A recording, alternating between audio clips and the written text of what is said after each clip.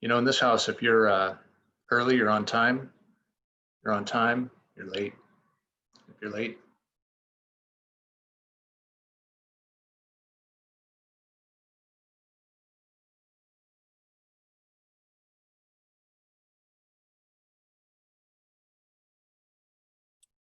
Will Julie and Judith be joining us?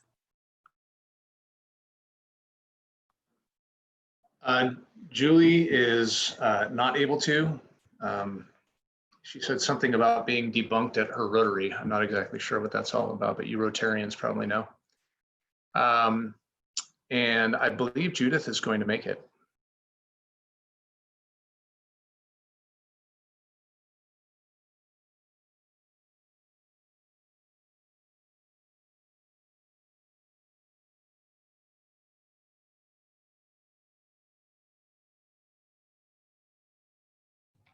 Because we were doing live on Zoom, that's why everyone's coming in late. Stop live stream.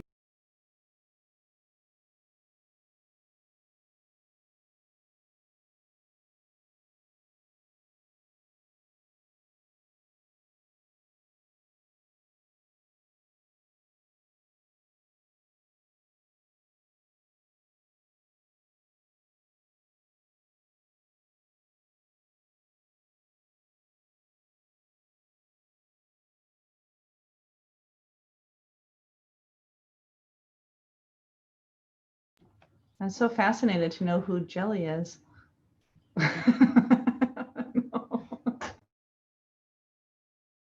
All right, we're going to get started in just a minute. The mayor is actually on another RCEA board meeting right now. He is trying to get finished up. So we'll give him, another 2 minutes until 6 o'clock. And ask him what his priority is. and I will, we're just getting us out on YouTube right now. So hold tight.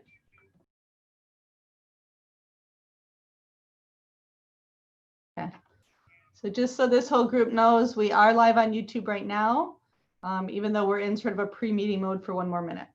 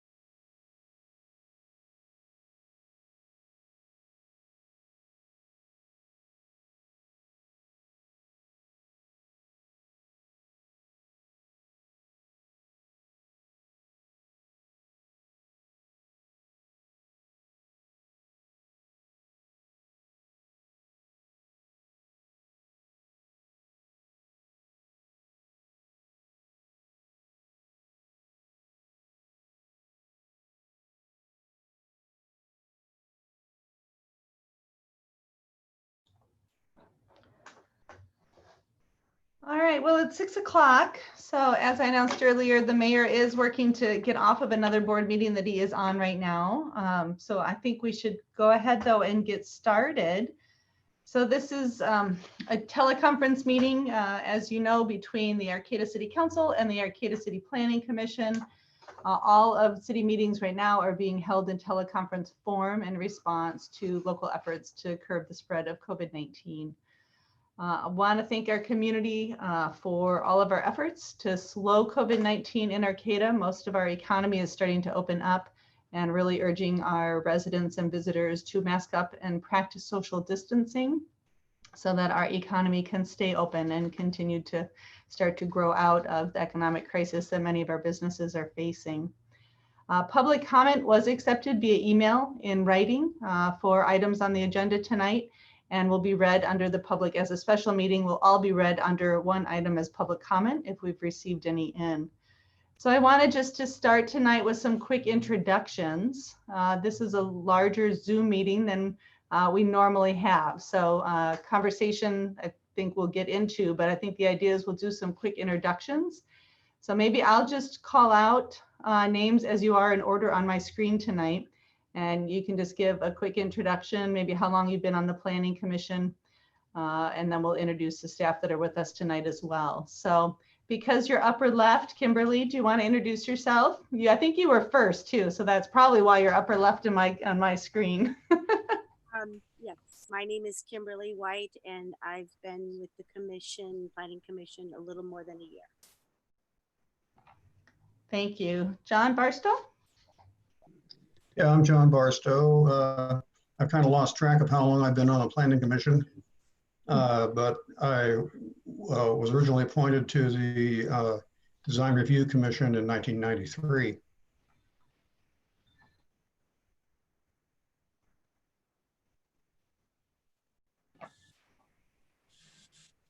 Oh, you're on mute.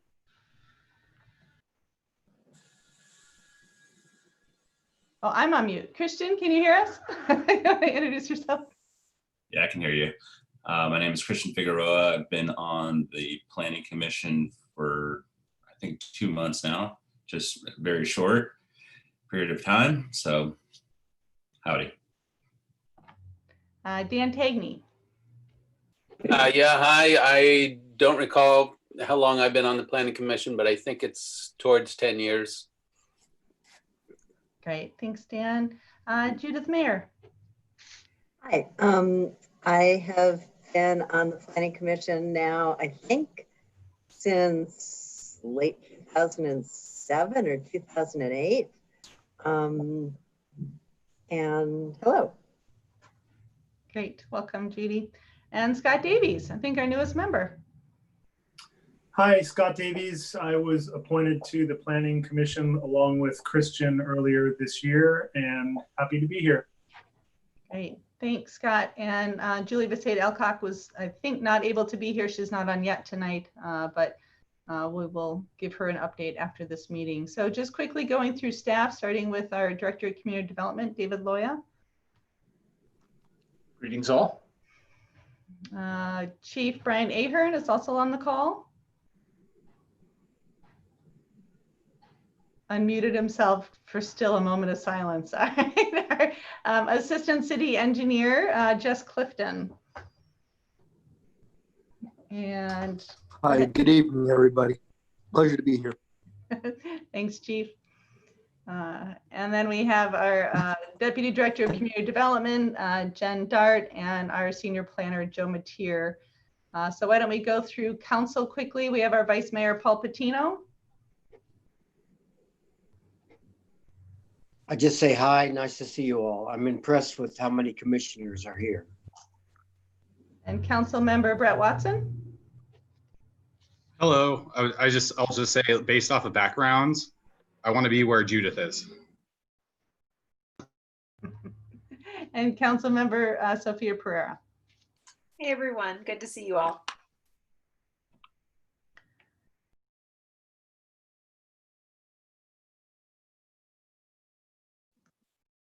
You're muted again. It's good. That way, if I say a name wrong, none of you hear it. So at this point, it does not appear as though we have received any public comment for tonight's meeting. So that's going to conclude our public comment.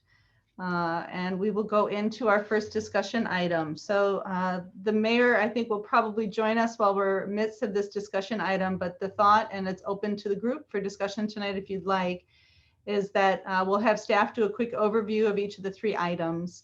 And then we'll go ahead and, if you can, use the raise hand feature within the Zoom function. And I'll try to track that and just allow you to comment or ask questions on each of those items as we move through. And then at the end, we will make sure to go via roll call again for final thoughts or comments from the commissioners and from the council members. So if somebody else has a better way, I'm certainly open to learning better Zoom etiquette, but we'll start with that unless I hear anybody raises their hand or jumps in with something better. Okay, so with that, let's go ahead and start with the strategic infill redevelopment plan. And Director Loya will give us a quick overview. All right, good night, everyone. It seems like infill is all we talk about these days. And so I'm not going to walk through the PowerPoint presentation. I feel like we've been talking a lot about this and had several meetings recently. But what I am going to do, if you'll allow it, is to let the PowerPoint presentation that we've recently been reviewing roll in the background while I kind of hit a couple of high-level topics. This can help, prime the pump, perhaps for discussion. And if there's anything that you'd like to see in particular, this will be, a way for us to go back and look at these slides again. And I'm hoping it will advance by itself. So I just want to talk a little bit about the overall structure of the strategic infill redevelopment plan. And then to touch base on what some of those goals are, and then to look forward and talk a little bit about how COVID has impacted our schedule, and try and use that as a conversation starter so that we can review these items in more detail. So the strategic infill redevelopment plan is really a grouping of different plans that are all working on different timelines. The housing element is actually the first part of the strategic infill redevelopment plan that the City Council approved and Housing Community Development certified recently here. And so that one is adopted. Next, we're working on a market study, which is effectively a feasibility analysis on various infill proposals, as well as an evaluation of what a greenfield or annexation into the bottomlands would look like. And so that market study is about 80% done. You awarded the contract, the council awarded the contract to AED to complete that work, and we're currently reviewing their penultimate draft. Next, the plan, which is also referenced in the housing element as one of our strategies for implementing the housing element objectives for meeting our housing goals, is a series of targeted upzones and the specific plan around the K Street corridor. Right now, we haven't started that work in depth. We have initiated some public outreach and engagement. Some of the slides that you're seeing here are from that public outreach and engagement. But we still have that work ahead of us. And we hope to, in the coming months, initiate RFPs to start releasing some of the portions of that work that we'll be asking other consultants to do. Lastly, under this planning effort is a fairly comprehensive update to the general plan. I say fairly comprehensive because in my estimation, and when I talk to people, it seems that our existing general plan still reflects a lot of the current community values, and we don't need to start over. We need to start with that as a template and see where do we need to make changes. Within that document, we have three buckets, as I'll refer to them, of types of changes we'll be making.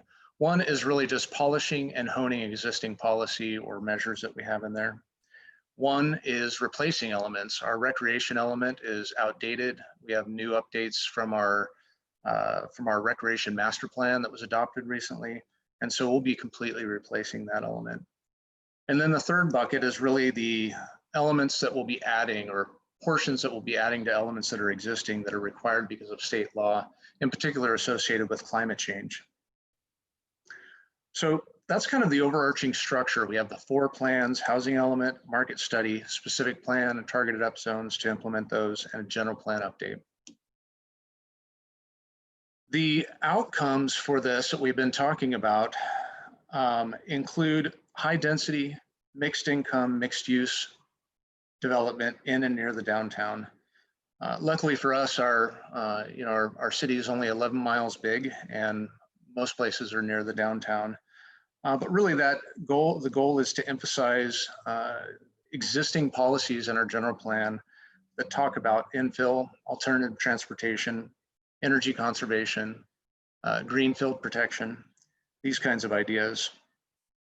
And within that specific plan area, we're looking to basically replace the land use, the land use based code. So instead of looking at properties and seeing which color they are and saying these are the kinds of uses that you could do there, instead we're talking about more of a what folks refer to as a form-based code, or what you could refer to as a place-based code. So what do we want the streetscape to look like? What kind of public amenities do we want to see in that streetscape? How do we achieve that through a code that drives development to provide those amenities? And then finally, a key component to this is that we have broad buy-in from a range of stakeholders. If we only listen to one group, regardless of which group that is, we're going to end up with a plan that only reflects what that one group desires, and it won't necessarily be vetted by a development community that wants to build it, or a finance community that will actually finance those improvements. And so a core objective of this planning effort is to make sure that we've vetted it with all these different sectors, so that we have a plan that not only reflects the community's vision, but that actually can get implemented. So that's sort of like the objectives piece that I wanted to go over. And now I just want to look a little bit at, where are we going next? Obviously COVID has impacted the schedule for outreach and engagement. We have promised the council and the planning commission that these plans would be based on a very robust public engagement. We've already initiated that. We've had 2 public meetings pictured here. Was one in Spanish, one in English, where we invited the general public to come.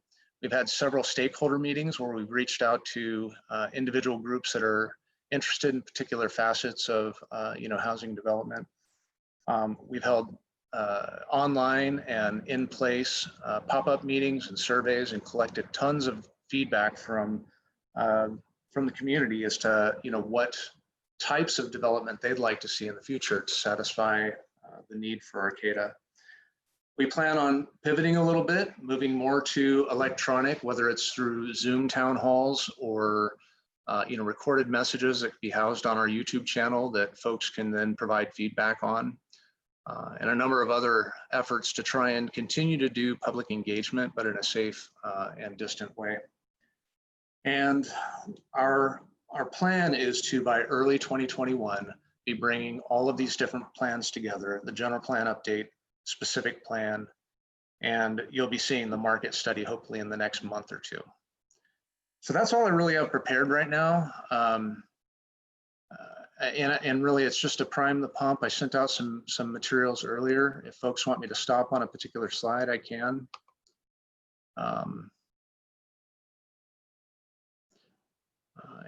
I just wanted to turn it over to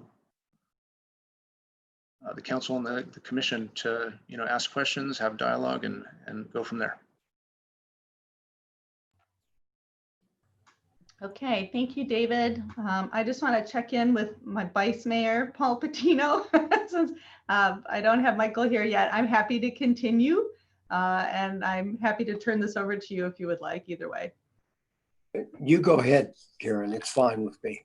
Okay, all right, thanks.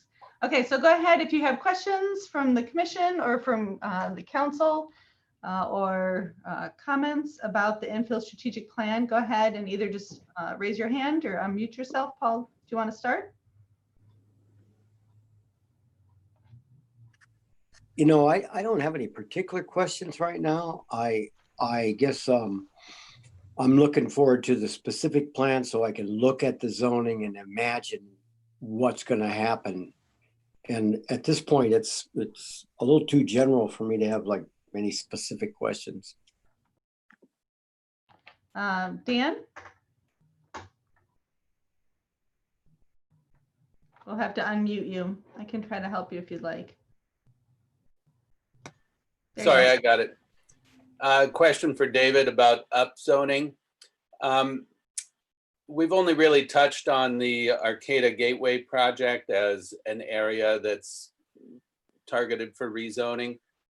Is there any staff discussion about other areas of the community that are targeted for upzoning?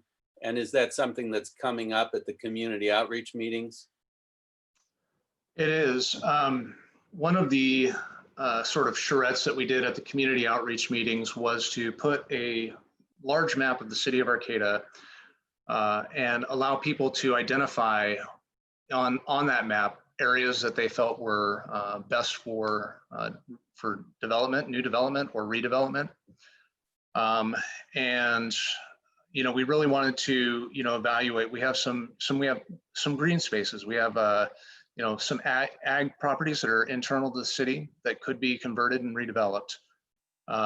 We have areas like the specific plan area that was identified, that has some legacy development and industry, and we asked folks, do you want to develop that? We've identified the downtown area as well as Uniontown Shopping Center as potential upzone sites. We've also identified the St. Louis Road area along where the Craftsman's Mall is and some of the more dense single-family development that's up near the freeway there as a potential upzone. We've also identified some areas out in the Valley West, in particular the shopping center out there that really could be upzoned as well. All of those suggestions were actually in the housing element as ideas that we would go through and vet with the community and try and determine which of those sites is most appropriate for getting upzone infill development. And then they'll happen one at a time, I assume, and with noticed meetings and lots of discussion that we'll all be part of, both at Planning Commission and City Council. Yeah, absolutely. I mean, our main objective right now is to focus on the specific plan area. We have secured state funding for state and local funding for that project, and it's tied, to grants that have timelines. And so we feel like that's the best place to focus our energies right now. But we will continue to have, more community outreach that, seeks input from folks on, where should we be looking to do new development.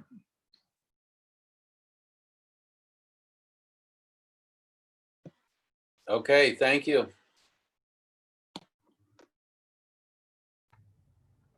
All right, other questions or comments around the strategic infill plan? Yeah, I have a question, David. Given that we don't know how long we're going to be really relying more on virtual engagement as a primary mode of connecting with people, have there been any conversations, I think as we start to get more into this being the norm of how we can be getting public input for this into the fall virtually? Yeah, we've all been thinking quite a lot about that. In addition, the city is a Institute of Local Government boost city. And one of the primary topics that planners all over the state are talking about right now, I'm sure all over the nation, is, how do we do good public engagement? In particular, if you're trying to reach vulnerable communities and traditionally marginalized populations that may not have the same resources, may not have a device that can handle Zoom or an internet connection that can handle Zoom. And so we're still working through some of those ideas. It's typically really hard to get people engaged anyway. If you hold a public notice meeting, that doesn't get them there. And really what we've tried to shift towards is going to where people are. We've had pop-up tables at Farmers Market, Arts Alive, Arts Arcata. We've had, we've gone to, football games, baseball games, Little League, just to try and get to where are people going already. And then they can take a short survey or talk to us for as much or as little as they want, about what we're doing here and provide that feedback. And obviously we can't do that now.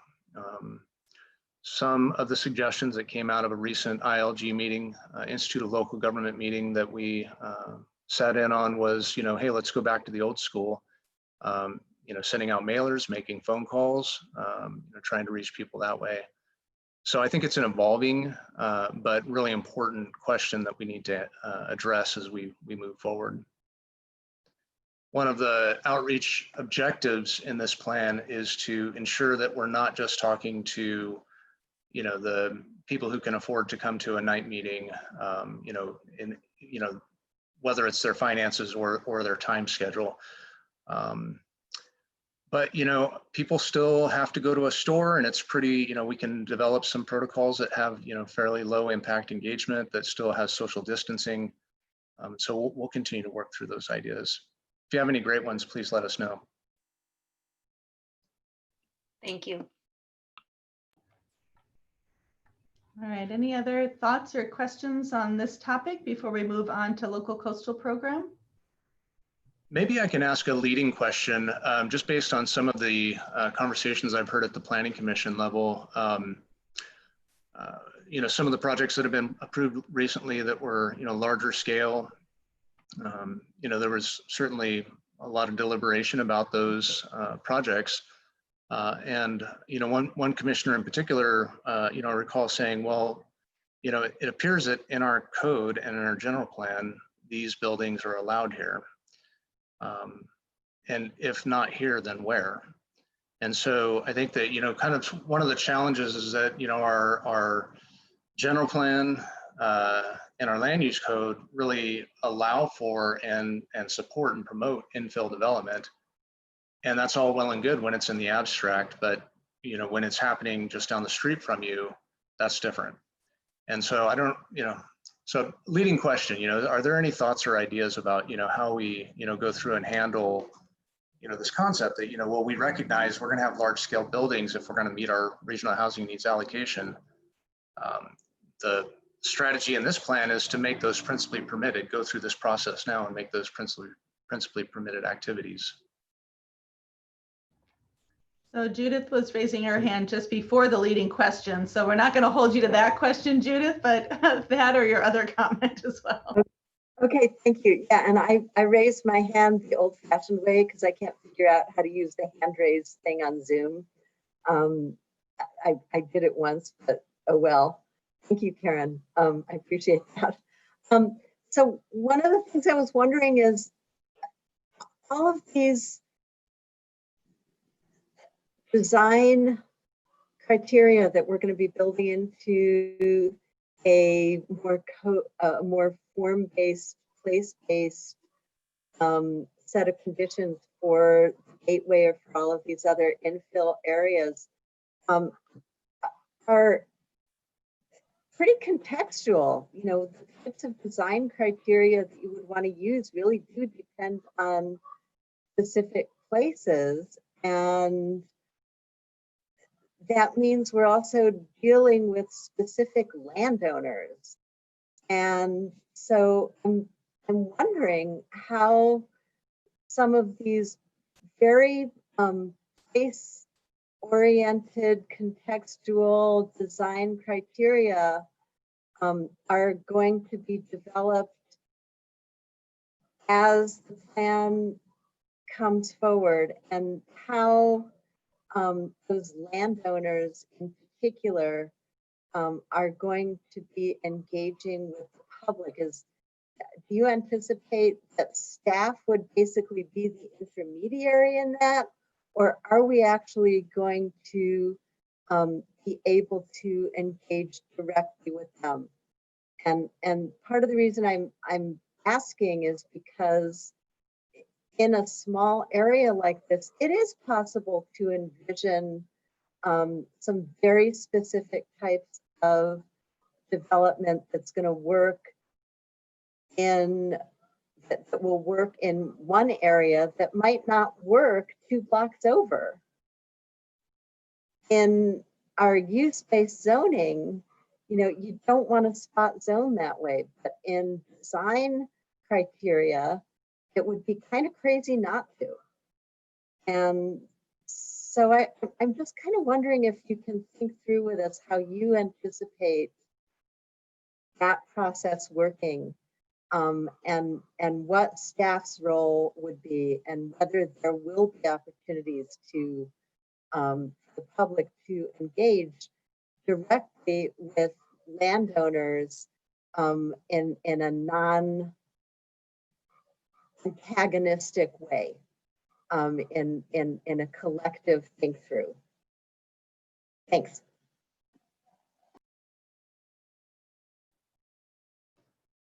I think the short answer is yes. I agree with you that with a form-based code, it has to be really contextual to the opportunities that are happening on, different sites. But just to kind of give an example, on K Street, let's say we want to make that really a, highly walkable district. And so, we may do a charrette where we bring the community together and we find out, what are the challenges right now? I was talking to someone the other day and they said it's almost impossible to get across K Street, at night at certain times of the day. So, what does the community see as challenges right now, and what are the opportunities there that we have for, making that a better place? And so if we wanted a walkable place there, maybe we're going to say, look, we want to have, 12-foot wide sidewalks. Well, I can tell you the city does not have 12 feet in its existing right of way. And so the design standard that would come out of that is that you have, instead of the ability to, build right up to the sidewalk per se, or that you have the control of development within 3 feet of your property line, that area is going to become public space, whether it's, through dedications or whatever the mechanism is. And then you might have real site-specific opportunities. If we decided through this planning process that we really wanted to daylight as many creeks as we possibly could, we might find a couple of parcels where there's an actual opportunity to do that. And so you would identify some incentives that would encourage those property owners to, to take that option to daylight their creek. And that would be a really site-specific design criteria. But yeah, I think that, as you said, we're going to have to do this in a way that brings both property owners and the community at large together, to discuss solutions, and in a non-antagonistic way. Oftentimes, what we've seen is a project comes forward, it's going through a discretionary review.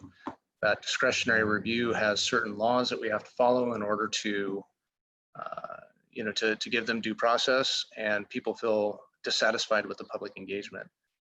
With this approach, there's no laws that we're following that require due process for anyone. The books are wide open, and we're going to have people provide input and feedback so that we can try and reflect the community vision in the built environment. Go ahead, Judith. Can I ask, oh, go ahead, Judith. I'm sorry. After Judith, please. Yeah, just a response. You just said something that absolutely gives me the willies. There are no laws that require due process in this. I beg to differ. If it's a specific plan that needs to be adopted in line with a general plan, and it's going to be called a plan, and it will have legal force afterwards, there is kind of law that requires some due process there. Yeah, no, I just mean that we don't have an applicant who we have to give due process to, those laws. So yeah, okay. Sorry. Yeah, okay, got it. On the other hand, if there's a way to make sure that all those property owners have their heads up so that if they want to have bids on certain types of development options, they come forward with them right at the start.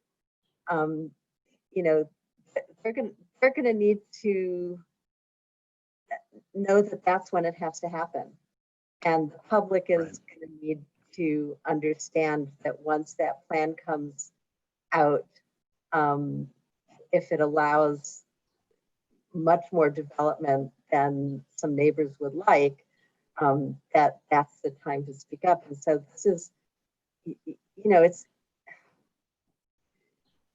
it's the time when oftentimes conflict that we hadn't expected will raise its head. And so I'm wondering, especially in a virtual world, how we will engage without simply being informed. And I guess it's sort of the same type of question that Sophia was asking, but a little bit higher profile maybe. Well, we have been working on this plan. I mean, like I said at the beginning, all we talk about is infill. It seems like, we've been talking about it for a couple of years. We finally have collected the money together to actually do the work, and we're beginning on that. So we've engaged with the landowners. We've engaged with the public. There's absolutely more outreach and engagement to do. But I doubt you will find a landowner in this proposed specific plan area that isn't aware that this is going on. And many of them are very excited about it. Councilmember. Thank you. I think kind of, in that maybe, somewhat in the same vein of Judith's question. I guess I get the sense like, some of this was developed some time ago. I know, we can kind of have a fairly high turnover in Arcata because we're such a high percentage of rentals. And I guess just in general, I wonder, are we, and I would specifically like to hear from the council and any commissioners are willing to comment. Are we, or should we be telling our constituents, should we be telling our community that, there may be impacts to their neighborhoods? Are we okay with, basically impacting established neighborhoods, established communities? Because I feel like, people, if that's kind of how it is right now, is there will be impacts. And we have all these processes for mitigating and, all that stuff. But at the end of the day, there's still impacts. And I just really don't have the sense that the general public has comprehension of that, and that it seems like they're consistently caught off guard by development projects. So I don't know, if it's the messaging we put out in the community, or if it's just telling people like, your expectation should be that there could potentially be a large development project in one of these areas marked infill. And, that's a reasonable expectation for you to have, and there could be impacts. Because right now I feel like we don't really talk about it a lot until there is a project and the process has started. Sometimes, it's kind of far down the line by the time the public kind of gets wind of it. So that's, I would be curious to hear Paul and Sophia's perspective and any, commissioners that were willing to comment on that. Thank you.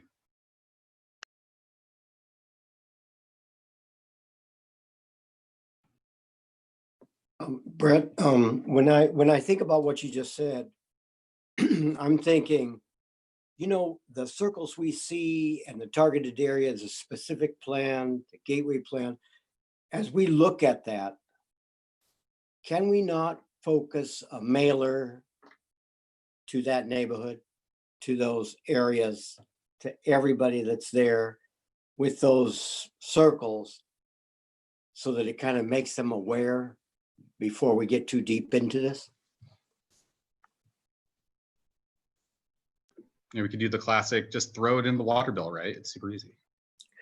Well, something like that, but something that's more, that's comprehensive. Yeah, no, I agree with you. Just all words that Absolutely. says, here's the area, there's the streets. Think about it. We're having a meeting in 2 weeks and we want your input. And maybe this is a time where we put out a postcard with a couple of I don't know, multiple choice things like, do you think it's enough? Do you want more? What impacts appear to be the biggest now? And when you talk about impacts, I think about more dense housing, et cetera, on K Street. And we know right now, like David was saying, you can't get across the street. So along with the impact of the housing, to have some options of mitigation measures that we are already thinking about. Don't build it and then say, oh God, where are we going to put the stop sign? Or how are we going to get across? now that we put 10 times the number of people on the west side of K, and they're all going to be walking downtown. So I think it would, be proactive if we had a few options, like there's going to be a signal at 9th and K, or there's going to be more push buttons, or we're going to pinch it down to one lane and pull some of that the parking away on the uninhabited sides of K Street. So there you go. Maybe more than you asked for. Yeah, I definitely agree. I think doing some targeted outreach to these neighborhoods with a call to action to give feedback in some shape or form would make sense. I think also through social media, I know, and like Facebook, you can start to get more targeted in terms of location and parts of Arcata, that you could also do some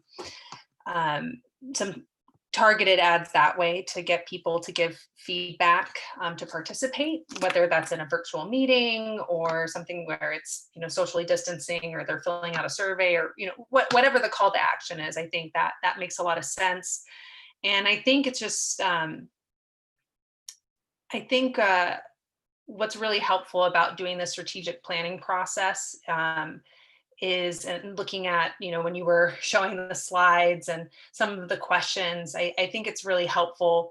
I think because oftentimes we get caught up in the specifics of a particular project, understandably, but thinking about, like, why are we talking about infill development? Like, what are the impacts in terms of the benefits that we get as a community from infill development, right? We want a more walkable community. We want to reduce our greenhouse gases. We want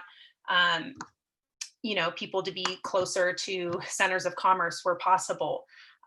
So I think that's the benefit of doing this plan, and why I've been really advocating for it over time, so that I think, because oftentimes we have a project that comes before us, and understandably that brings up a lot of tension in our community, but I think to be reminded of, like, why are we looking at infill even to begin with?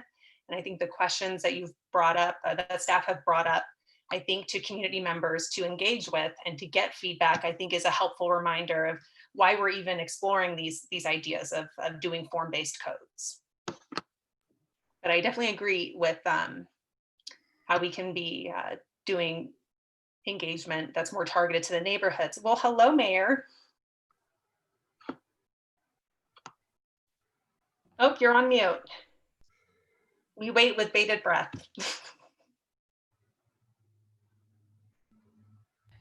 So I would say that, I guess I would add that,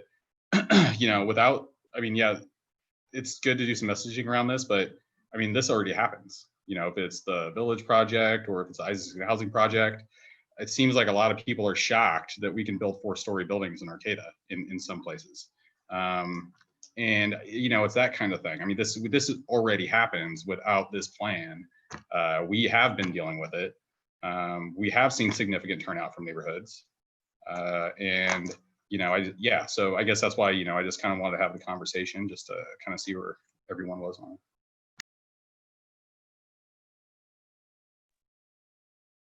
Mayor, you seem to be muted still. I don't know if you're talking to us. And then Kimberly has a comment. Did Director Loya present so far? Yeah, so we have are just in the discussion period around the first agenda item, the infill strategic plan, and just taking comments and questions from council and commissioners. And I believe Commissioner Kimberly White has a comment or question. Thank you.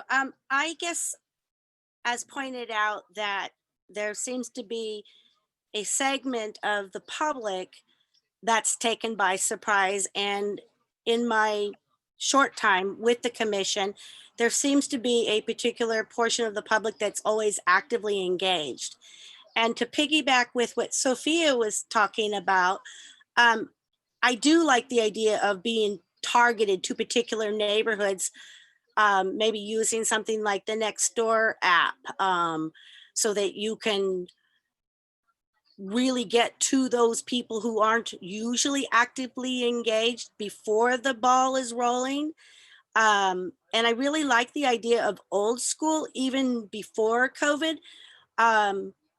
There's a particular part of the population that we talked about that maybe, you know, are not able to have the internet so that it is able to accommodate Zoom if that is going to be our new normal. And so sometimes just picking up the phone and doing those calls that are targeting particular neighborhoods and making sure that they are in the know and that they are engaged in the process so that down the road when that ball is rolling, they're not like, what? There's a 4-story building coming to my neighborhood? That was all I wanted to say. Great, thank you. And Christian? Yeah, I just wanted to just concur with the council members, you know, their conversation, that it is really necessary to advocate, you know, what our plans are, you know, for the future here in Arcata. I can see K Street right here from my house, and I live pretty much right across the street from the Gateway specific planned area. And it's really necessary, I think, to be able, you know, to engage with the community here, to really identify, you know, what our plans are, you know, what the needs are, you know, hearing the concerns from the community members, because, you know, being a person that lives adjacent to this area or areas where we are going to be adjusting two-way traffic to make one-way traffic to have parking is going to directly, for instance, affect me for where I live in this community. So understanding and reaching out to the community in a fashion in which we can advocate, you know, how we can, you know, provide compromise or how we can create solutions, I think is going to be really important in moving this forward with the community. So that's all I have to say. Great. Dan?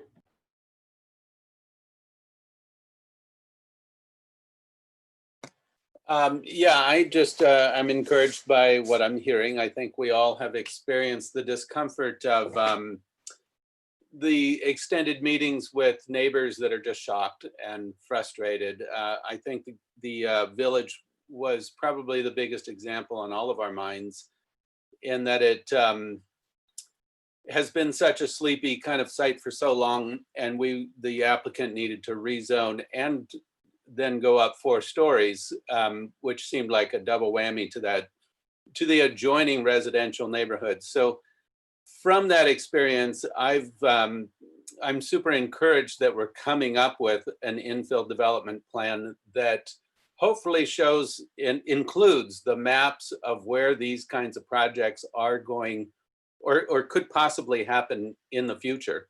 So when somebody's buying and they know that there's that old industrial site near them or something, they can look at the map, or there hopefully is a disclosure somewhere that informs them that there could be 4 stories or 35 feet or whatever the zoning is on that right there. And it might affect their garden. It might affect all kinds of things about their choice of purchase ahead of time. I really like to think that we're going to have this in our toolkit to refer back to in future meetings when the neighbors show up and say, wait.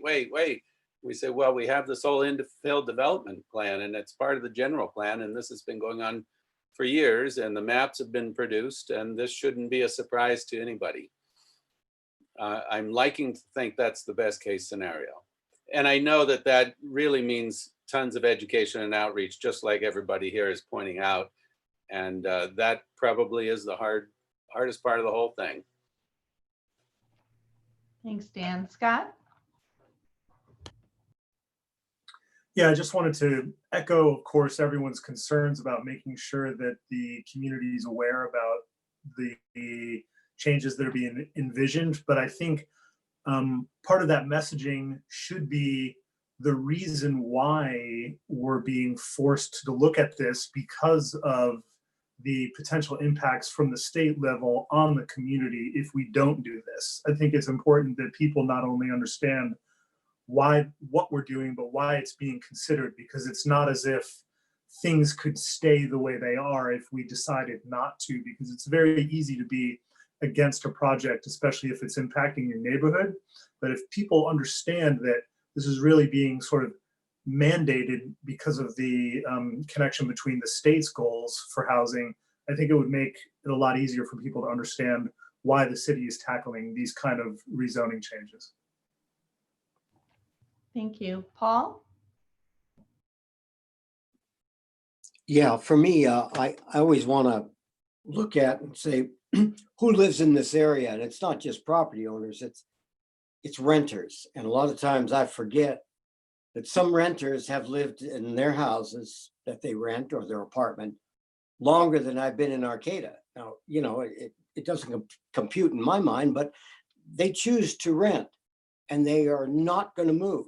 And they are as invested in that apartment or that house that they rent, they're as invested as any of the property owners in my mind. So I just don't want them to get sidestepped and we just talk to property owners who are going to facilitate the development and then forget who their actual neighbors, mostly renters, are probably going to be. And I think that the people that actually live in that neighborhood, renter or otherwise, they have a perspective that unless we live there, we don't have. So however we notice or send a postcard or ask for input, just to make sure that we don't forget them. Thank you. Thanks for bringing up that point about the renters, Paul. John? Yeah, about David's thought that we should inform people about the background and the reasons for suggesting the infill development. And I think it's necessary to get that information out there. And you can't just do it once or twice. That would have to be reiterated again and again. And I think we could use the local media. A really good example is Lori Dingler's ongoing series of articles in the Times Standard. If we could do something like that with the Times Standard or with the other local outlets, Lost Coast Outpost, and on Facebook, there's an Arcata group. I think it just needs to be pounded over and over again, explaining all the aspects of what is driving the need and driving the planning that we're doing right now.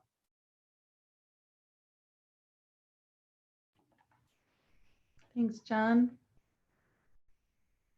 Other questions on the infill strategic plan, Paul? Yeah, I really like what John brought up, and I think that it's important. I think it's something that, because we go to meetings all the time, we've got real good track on it, you know. The public, when we have one or two notices or meetings, they may have missed both of them. And it's really important. And the thing about Lori Dingler, I mean, I've seen it so much, I don't even read it anymore. But I know that who she exists, who she is, she exists. And if I had a question, I could go to her, or if I had a thought, I could read that. And I think that maybe we need to look at something like some blurb PSA to everybody. It says infill. Why and what is it exactly? And indicate that there's targeted areas we're looking at. And to do that once a month, or I would think it'd have to be once a month for people to actually catch it. So once in the journal, once a month in the journal, once a month in the Mad River Union Times Standard, and then to loco and people that look at the internet for their info. Is we developing. I've been Zooming since 9 a.m. this morning, and you know, there's all levels of people involved in this, and it's not just like It's not just like people that like me, though. I work with my hands, so I have some difficulty punching the buttons. But it's not just people like me that have that problem. So a lot of times people, it's a new format. And especially if we're going to have to do Zooming to get this data and talk back and forth, we're going to have to practice and sort of educate the public on here's how you do it. Sorry, I rambled. No, thanks, Paul. That was great feedback. I just, there may be more comments, but I just wanted to say thank you for all the ideas. I think a lot of this stuff are, we're also thinking about. Some other concepts are putting out short YouTube videos, in little bite-sized pieces, and then give people a way that they can, give continuous feedback. And so then that's just out there. And once we've produced it, it's ongoing outreach. So we'll definitely integrate a lot of these concepts. Thanks. Kimberly? I just wanted to reiterate what Scott pointed out, that it's coming with or without the city taking lead, and for them to know what will happen if we sit back and are not proactive, how it's going to happen without our say, and to allow the community to be part of that and let them know that they won't have that input if we don't act first. So yeah, I think it's really important to let them know why. And definitely agree with what Paul is saying, is we really need to pound or maybe it was John, really need to pound that message in and to hit all facets of social media and over, because we don't want to miss people. All right, well, you guys are thinking of any other questions or thoughts? We did get one public comment from Colin Fisk on this item, which I am taking a little bit out of order, if the mayor is okay with that, just because the Zoom platform can be a little confusing. All right. Yes, go ahead. Okay. Development by definition involves changes to the characteristics of a place. Infill development specifically involves changes to the characteristics of an already established neighborhood. One big challenge that the city will have to face in order to actually accomplish denser infill development is to move away from the long-standing zoning and design principles of similarity or fitting in with existing neighborhoods. This is not to say that the existing development shouldn't be factored into design standards, or that local stakeholders should not play a key role in determining outcomes. But the fact that a new project is different in type or scale can no longer be the reason in and of itself to deny a project. And that's the only public comment we've received on this item. So any other thoughts from council members or commissioners on this item? Well, maybe it's obvious, but this is a very difficult time to communicate, so that people who before would have come to a community meeting or would have come to a city council meeting, many of them find it much more difficult to do that now. And so it's an additional challenge to be able to reach those people as we start coming out of this crisis, and keep people informed and get people informed, so that, as people have said before, the things that don't just suddenly show up in their neighborhood and people feel like it's a crisis and they haven't been told and they haven't been involved. And so that's a tremendous challenge that we all have to face right now in this situation. I really appreciate everybody's answers. Thank you. I have one more question I will just ask right now, just to get it out of the way. I know, like, I've heard from, developers or people in the community. Something I have heard, there's this kind of a school of thought around is, you shouldn't care who the project proponent is, as long as they have a project and they have the resources to do the project. And, I wonder if we all feel that way. Is there really, anybody that's how we really feel? If there was a developer that, was really famous and put his name on buildings, and he came to Arcata and wanted to do a little mini building, little tower, if you will, and put his name on it. I mean, would we all, be okay with that? And so, yeah, is that true in every sense of the expression? We literally do not care who the proponent is. Brett, I don't think that we can, just in the general philosophy of things, look at one property owner, developer different than anybody else. We can look at their projects or what they're proposing. But who they are and what they've done, unless they're like felons, I don't think we can look at that, So, but if we could, you would look at it, I guess. You know what? I don't think I would. I think that I believe in redemption physically and mentally. Thanks for bringing it up anyways. Brett, do you mean kind of along the lines of the formula restaurant chain kind of scenario or something like that? I mean, no, I think, well, yeah, why not? So I guess, I'm glad we, Paul's comments and this conversation, because I'm realizing that, so a better example maybe is a proponent with a very well documented track record of not leaving communities in good condition when they're done. That kind of example. If we can look at their projects in other cities and they went in and made all these promises and we're just gonna, be a gift to your community, and it actually turned out to be the exact opposite, and we can see that. I understand that there are, legalities around it, but does that mean we make, no efforts to try to prevent that proponent from just rinsing and repeating their business model in our town? Looks like Judith and then Paul. I think when you're asking that question, I think all of us probably have some specific examples in mind.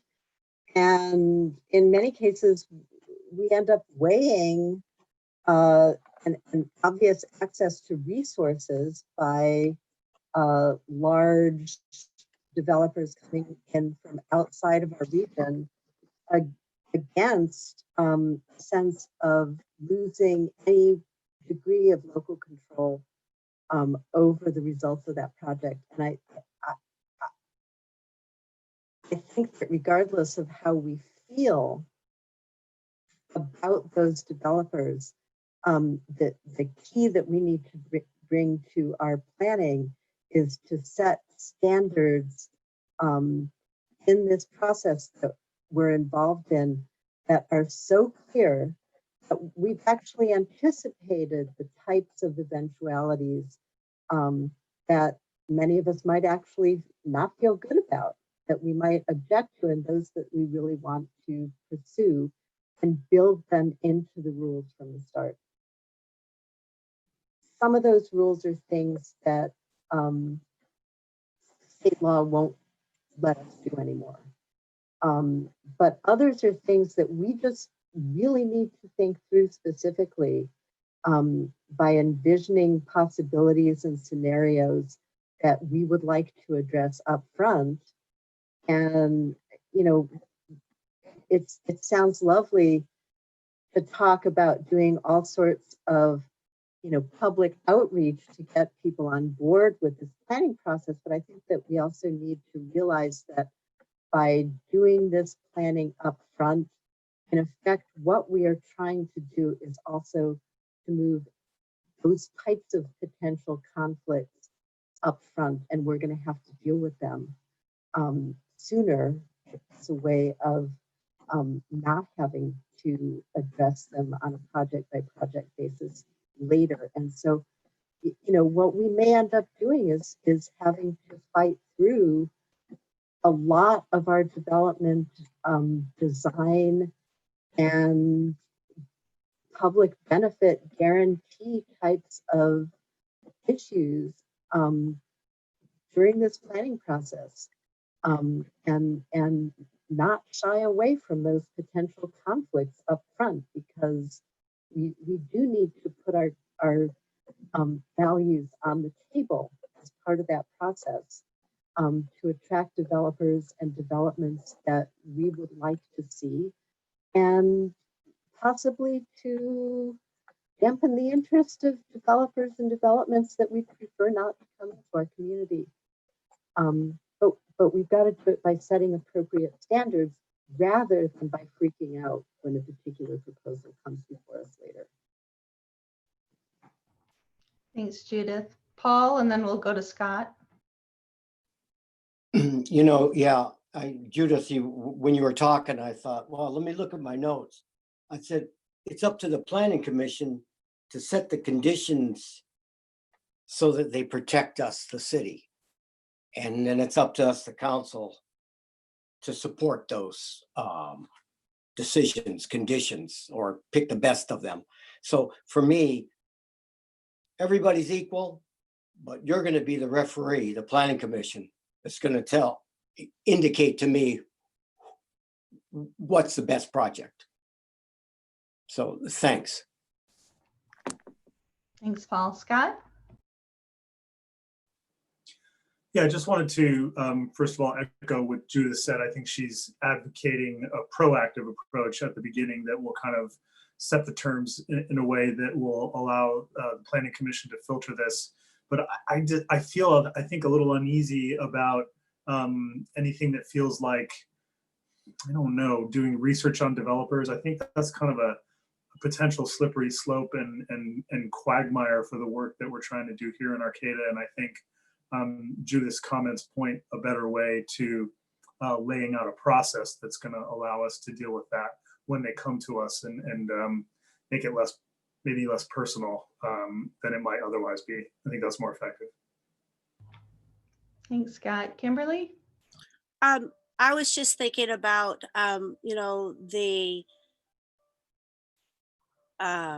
what David had put together, where you kind of plug and chug. And these are the things that, if a developer meets that criteria, so as opposed to like a case by case basis, as Judith had pointed out, we really want to be proactive and to make sure that right up front, we have the conditions that have been inputted by the community, the commission, et cetera. And then if that particular developer corporation has met that criteria, then we've already done our homework. So those that maybe we wouldn't want to do business for probably wouldn't be able to meet that gold standard in the first place. Thanks, Kimberly. Right, that right there, the policy areas, something exactly like that.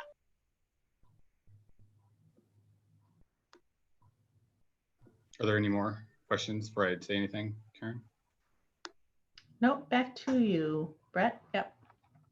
If I can remember what I was going to say.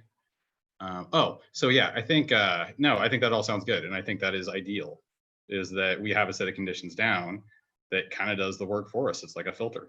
And, I also think that we can keep in mind that we don't have to sit here and wait for people to come to us. We can also identify great projects anywhere in the country and, let those developers know we like your project. That's the kind of project we'd like to see in our community.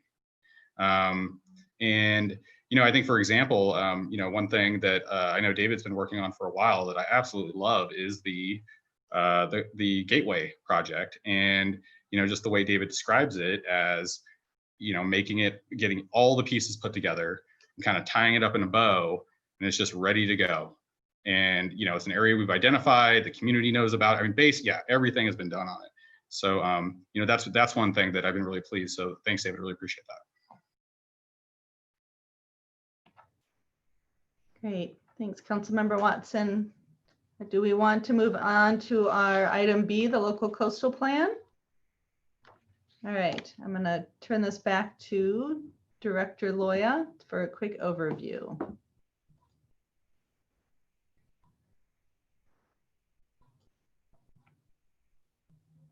Okay, that was my turn to have a hard time getting unmuted.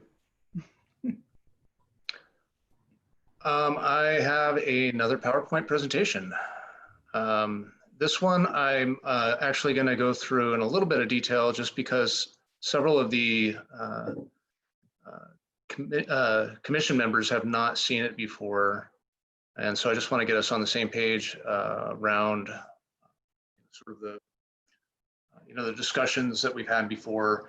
I've pared this down considerably and I'm going to sort of jam through it. A lot of the technical detail we can certainly go through in more detail at other meetings, but I just wanted to touch base on these so that we're all have a common understanding and so you understand the context of where our local coastal program update is.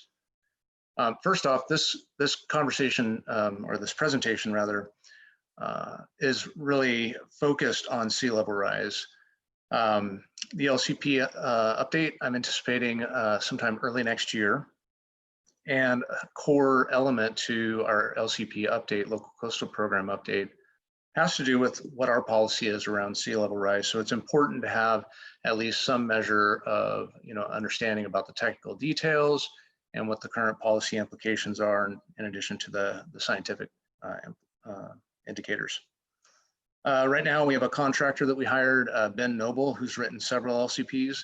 He's assisting us getting our chapters polished off so we can start sharing those admin drafts with the Coastal Commission, getting their feedback to make sure when we bring them forward to the public that we'll have a document that's close to approvable.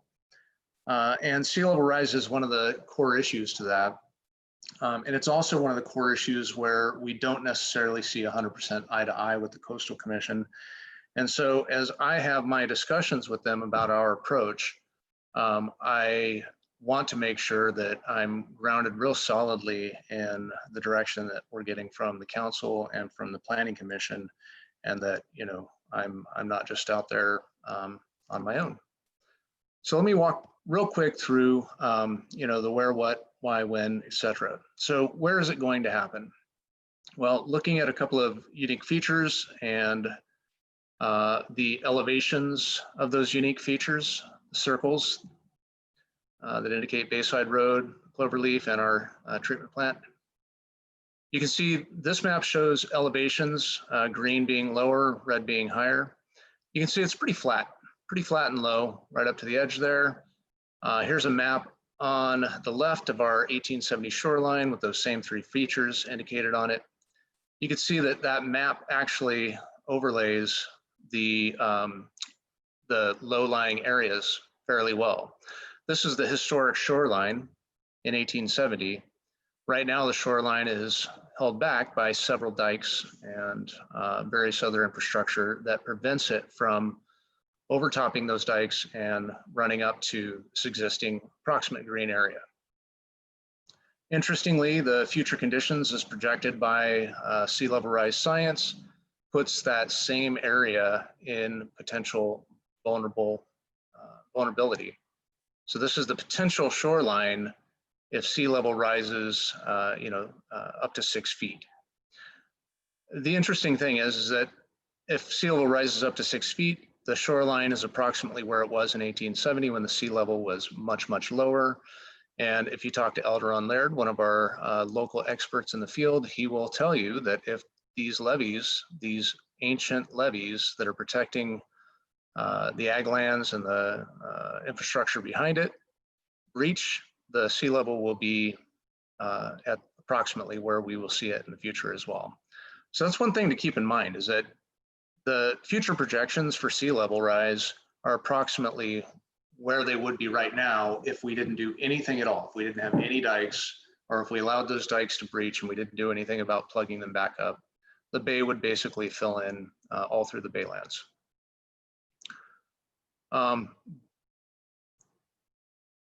But where is this going to happen? Is it going to be limited to just those areas where we've mapped the potential inundation zone at 6 feet of sea level rise? The answer is no. Those sea level rise impacts go upstream. So here's, a zoom in of this area here, showing the elevations. All of this purple area will likely be inundated by, daily flooding from backwater flooding when sea level has risen 6 feet. And so we'll have inland impacts that go beyond the areas. And it doesn't take too much creative thinking to figure out that, it's going to impact infrastructure all over the place. Notably, our wastewater treatment plant, Highway 101, there's lots of PG&E infrastructure out here that's currently accessible. The water district has a major pipeline that feeds Eureka through here. So if all this was underwater, it would dramatically change things that are outside this vulnerable area. And so basically, where does sea level rise impact? The answer is everywhere. So when is this going to happen? This is one of my favorite topics. We get these projections. I'm not going to go into detail about what they are, but there are low projections, medium projections, and high projections. And the way we typically look at this, when you talk to folks about it, is they say, well, hey, where will sea level rise be in 2050? Will it be 11 feet or 12 feet? And, depending on who you want to talk to, they tell you they want you to pick a high projection or a low projection, and that's what the conversation is generally around. Well, I was interested in thinking about what happens if you extend these timelines out. If you extend them way out, like out to 2300, eventually if you're on the low projection, eventually you're going to get up to that 15 feet that is maybe the 2100 high projection. So we only have a little bit of time to get to 16 feet, or maybe we have a long time to get to 16 feet, is what these projections show. And so there's uncertainty in these models, but the uncertainty isn't what's important here. And I don't think that we should make policy decisions around uncertainty. We've sort of back of the napkin estimated that our South G Street up to the treatment plant can be protected to about the 15, 16 foot elevation. And I'll get into some economics of that in a little bit here, but we're going to use this as sort of our ruler. 16 feet would be easy, 18 feet maybe would be possible, if not expensive. So we're looking at, to get to 16 feet, that's either going to happen in 2100 or 2200. That's a pretty big span. And it's certainly not on the span that most people think about in terms of their investments. Okay, so let's get into a little bit of detail. Move from the funny little graphic that I've drawn and think about what is the science actually showing us. So this is from the Ocean Protection Council. This is their projections for our area. This is actually the North Spit, so it's slightly off from Arcata Wharf tide gauge, but this is relatively what we're talking about. If you want to pick an elevation, let's say it's 4 feet in elevation. The most extreme scenario says that 4 feet in elevation is going to happen in 2060. Forget the complexity in this table for a minute, just follow along with me. Most extreme example, we're going to hit in 2060, 4 feet of elevation sea level rise. Well, that's pretty drastic scenario, the H++ scenario there. In the 1 in 200 chance version of this projecting, it doesn't happen until 2070, so 10 years later. A 1 in 20 chance, we're looking at 2090, and the likely range is in 2100. You get 4 feet of sea level rise. So what this spread is telling you in projections with the probabilities associated with them is that the projection for any elevation can happen over a very long span of time. In this case, total of 40 years difference, hitting that 4 foot elevation. So this came out of the most recent 2018 guidance. I'd encourage everyone to look at this guidance. I will send this link out. So what are we going to do is the next question I want to explore. This very same guidance lays out a rubric for how you evaluate your sea level rise policy decisions. Identified tide gauges, check, we've done that. We worked with Outeron Laird and sorry, totally drawing a blank on his name, a very smart scientist who works in the Bay. Someone throw me a line here. We've done this part. Evaluate the project lifespan. Let's say we want to go out to 2100. Identify a range of projections. We've already got that information as well. Bob Gearhart? No. Jeff. Anderson. Jeff Anderson, thank you. Jeff Anderson. Surprised you guys didn't all get it when I said really smart guy. So evaluating the impacts, we've got some vulnerability assessments. We're pulling together what those consequences are. And those are in part pulled in the vulnerability assessments. We have to look at the risk and the adaptive capacity. How well can we, can we raise levees? Can we make things impermeable to inundation, so on and so forth. Now, these 2018 guidances have something new that I think is really interesting and that we need to focus on for the first time ever in this discussion that I've seen. This guidance actually tells you, hey, look at the economic impacts. Now, if you read it, it says, what's the economic impact of, allowing development in these zones? But I think it's really important to consider, in particular in our case, what are the economic impacts of, not protecting that zone? And then you select sea level rise projections and response based on tolerance and adaptive capacity. So, digging into those probabilistic projections a little bit, if we said that we wanted to protect the G Street area for, 4 feet of inundation, again, under the likely scenario, 66% probability, that takes us out to 2100.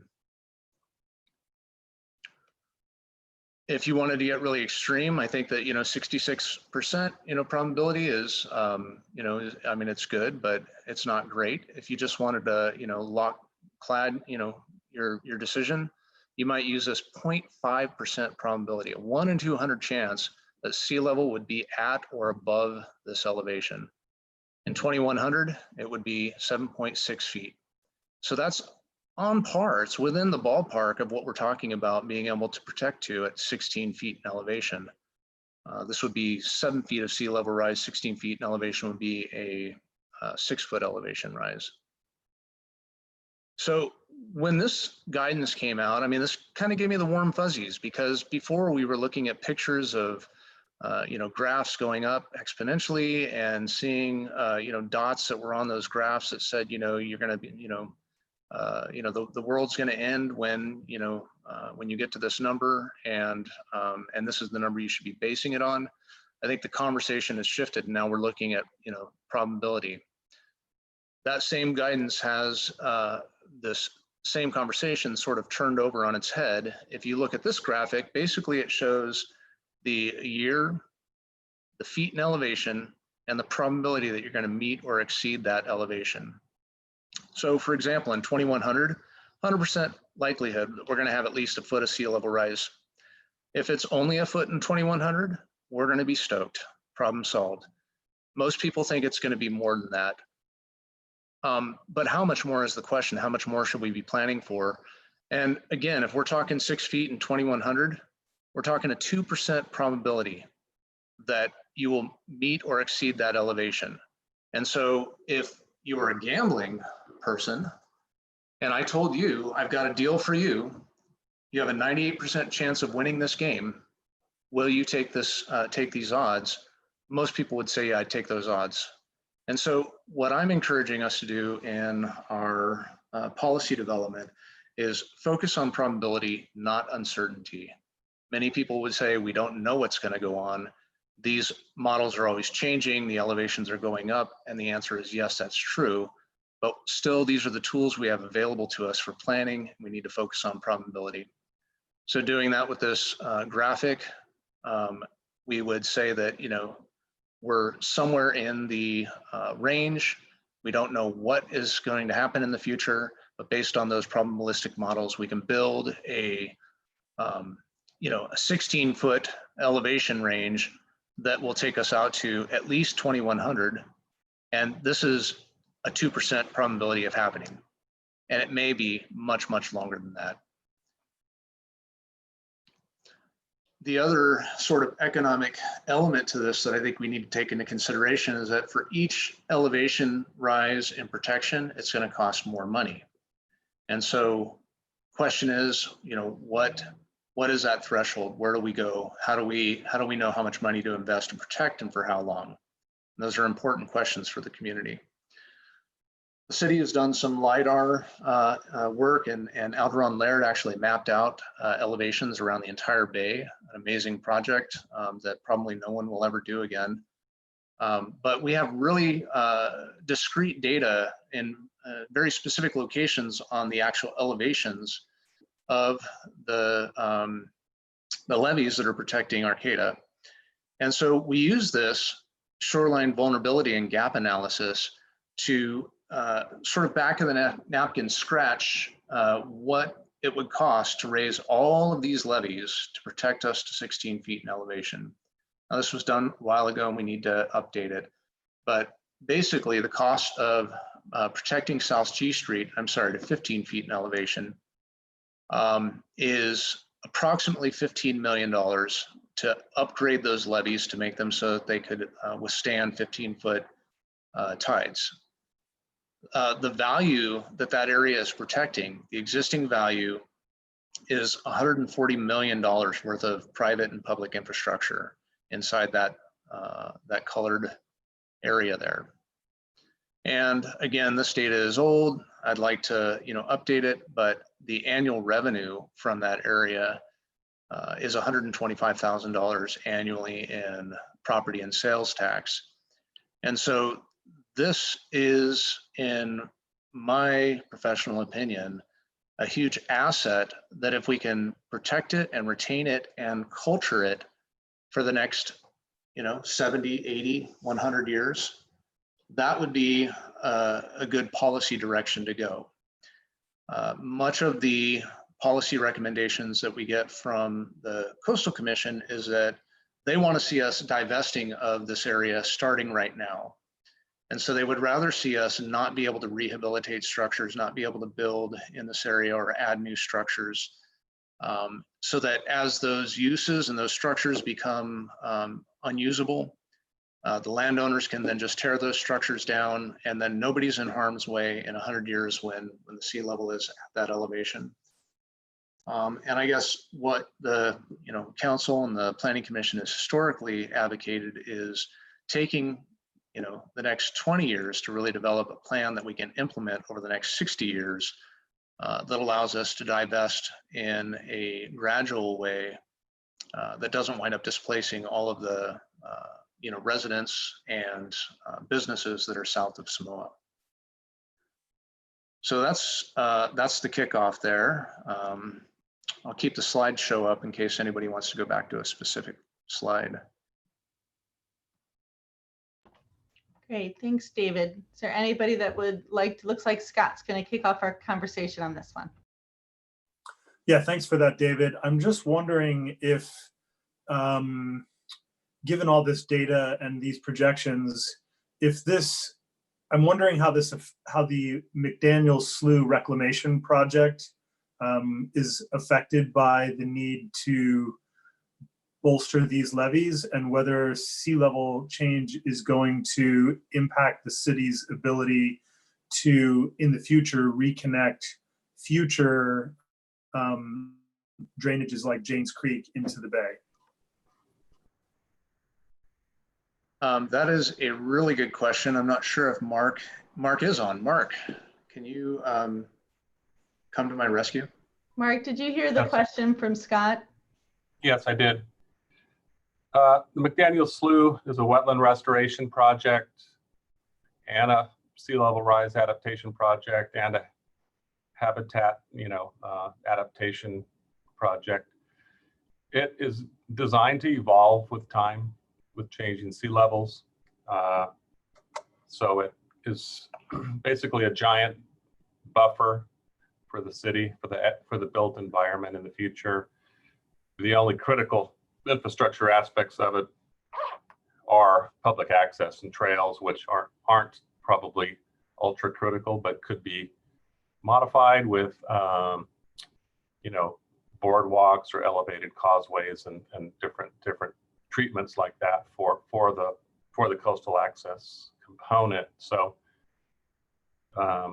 Janes Creek is part of McDaniel Slough. That's what drains to it. And that drains a large part of the city. It's the lowest gradient stream in the city in terms of the elevation is very low for a long ways north. So that's the trickiest thing to deal with long term for more frequent flooding in town. Same with Jolly Giant, really. The sea level rise footprint is not as major of a deal, except for the South G and the treatment plant, but as is the higher peak flows for flooding on the urban streams that penetrate much further, northward, and with a higher base elevation of sea level rise. Or that's going to be probably the trickiest adaptation for the city, because you can't wall them off or seal them off, especially during flood flows. It has to be able to drain. So did that answer a bit? Yeah, that was helpful. I guess the second part of that was, I was wondering, given the concerns about the levee infrastructure, whether or not the city was going to be able to envision further breaches in those levees to allow other streams to be restored to their historic flows into the bay. Okay. Yeah, the levees for McDaniel Slough were designed with, even though it was planned and designed many years ago with a sea level rise adaptation component to them. They're higher than required at the time by a couple feet, and built with kind of a 10-to-1 slope for we call them eco levees, basically to be vegetated to mimic a natural run-up of a tidal wetland. The other streams, Groatsman Creek, Beef Creek, McDaniels, or Jacoby Creek, Gannon Slough, there's much larger public land, open space areas before you get to Old Arcata Road that have room to migrate. Highway 101 is the main critical infrastructure there, and even if it was totally elevated, there's room for migration of habitats up to Old Arcata Road. They are, Jacoby Creek's open now. It's not constrained. Same with Gannon Slough. It's got some tide gates on it, but they're muted, so they have some fish passage component to them. But really, 101 and 255 are kind of the default future setback levees, most likely for protecting much of Arcata. But the habitat's going to change for sure in and around the bay. There'll be more open water.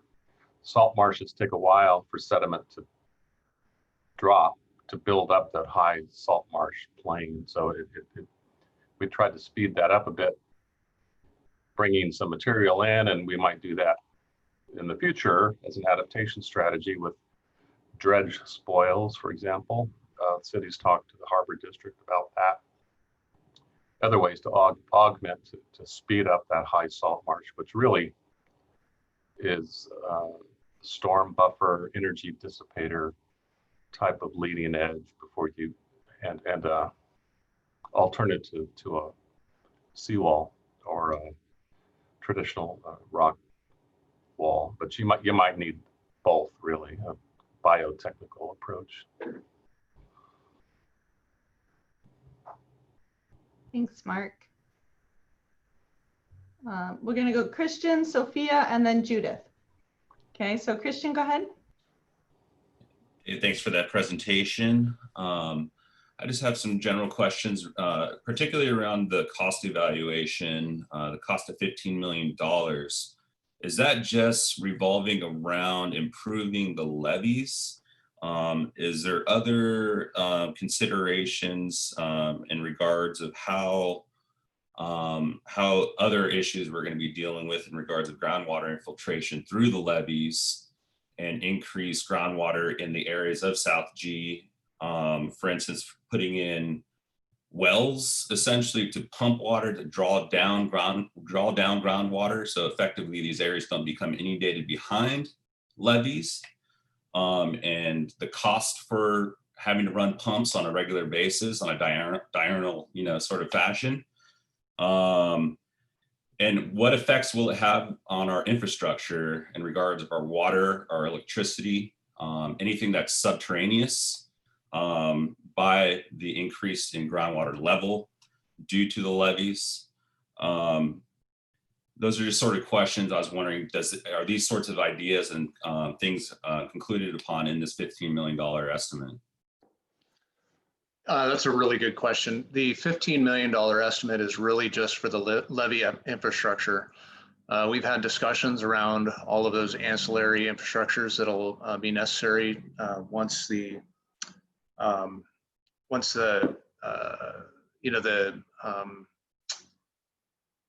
the levees are built, and then we're going to have to handle the water. And I guess the response at this point, I mean, we have we have to, again, it'll get into the technical detail. We'll have to get into the technical detail to really start looking at this. But right now, our maximum king tide comes in at around 10 feet. That only happens a couple times a year. And so we're not talking about daily tidal cycles reaching 16 feet. Certainly if that were the case, we'd have much bigger issues. But if the maximum elevation of the water level is at 6 feet, a handful of times a year, close to that, many more times a year, because of the tidal cycles, I think that ultimately we're going to be able to still make the cost evaluation. And there's absolutely no question. I mean, the low-lying, low gradient streams that Mark was talking about earlier, we have those all over town. In fact, there are some estimates that we were doing that at a king tide with 6 feet of elevation and water, you'll probably have drains on the plaza, storm drains on the plaza that won't be functioning on a dry day. That's not even taking into consideration any kind of wet flow.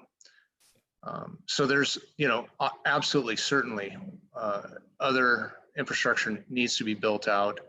But the alternative, because of this low gradient situation we live in Arcata, the alternative is really not isolated. The impacts are not isolated to the leading edge. It's not just where the potential inundation footprint is. And we are going to be building out new infrastructure to handle those, the hydrology. There's no question. Yeah, I definitely see some of these impacts potentially even going further and potentially into the downtown area in regards to this sort of inundation.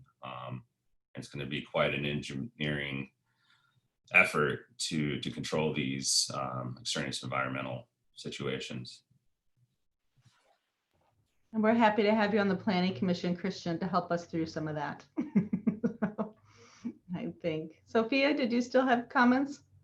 Yeah, I had a couple questions. It did stick out to me, David, when you mentioned how the state is really wanting folks to divest from these areas that are going to be impacted. And did I capture that right? So over time, basically, instead of investing in trying to maintain these areas or preserve them in some way, that it's kind of like, hey, this is a zone where people should start to move out of over time. It could take decades, but is that the sentiment? It is.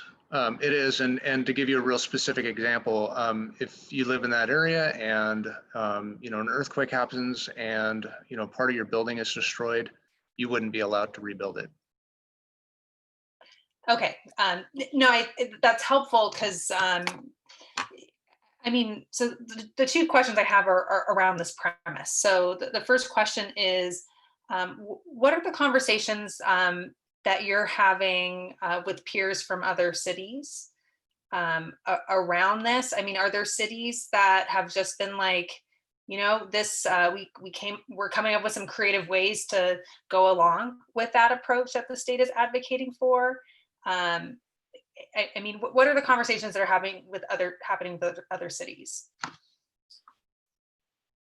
Yeah, the short answer is yes. We're, we have regional collaboration. It kind of comes and goes, and every city is positioned slightly differently. I guess in this region, the city that we're most similar to is Eureka, in that they have, the majority of their old town is in the inundation footprint. And so there's a strong desire to, to try and figure out a way to protect that instead of telling people, well, sorry, your building's in the zone and you can't make improvements to it. We're actually really blessed. The work that Mark and Environmental Services has done to try and acquire properties in the bottomlands, the baylands, and the support that the city council has given to to those efforts has really put us in a great position. We have very little built out infrastructure, public and private, that's in that zone. And so in some ways, each of the cities approaches this slightly differently, depending on what their threshold for risk is. But there's almost no city that has nothing in the zone. And so, I think it is an ongoing discussion. The Coastal Commission, is relying on the Coastal Act, which is, dates back, to the 70s, like some of us.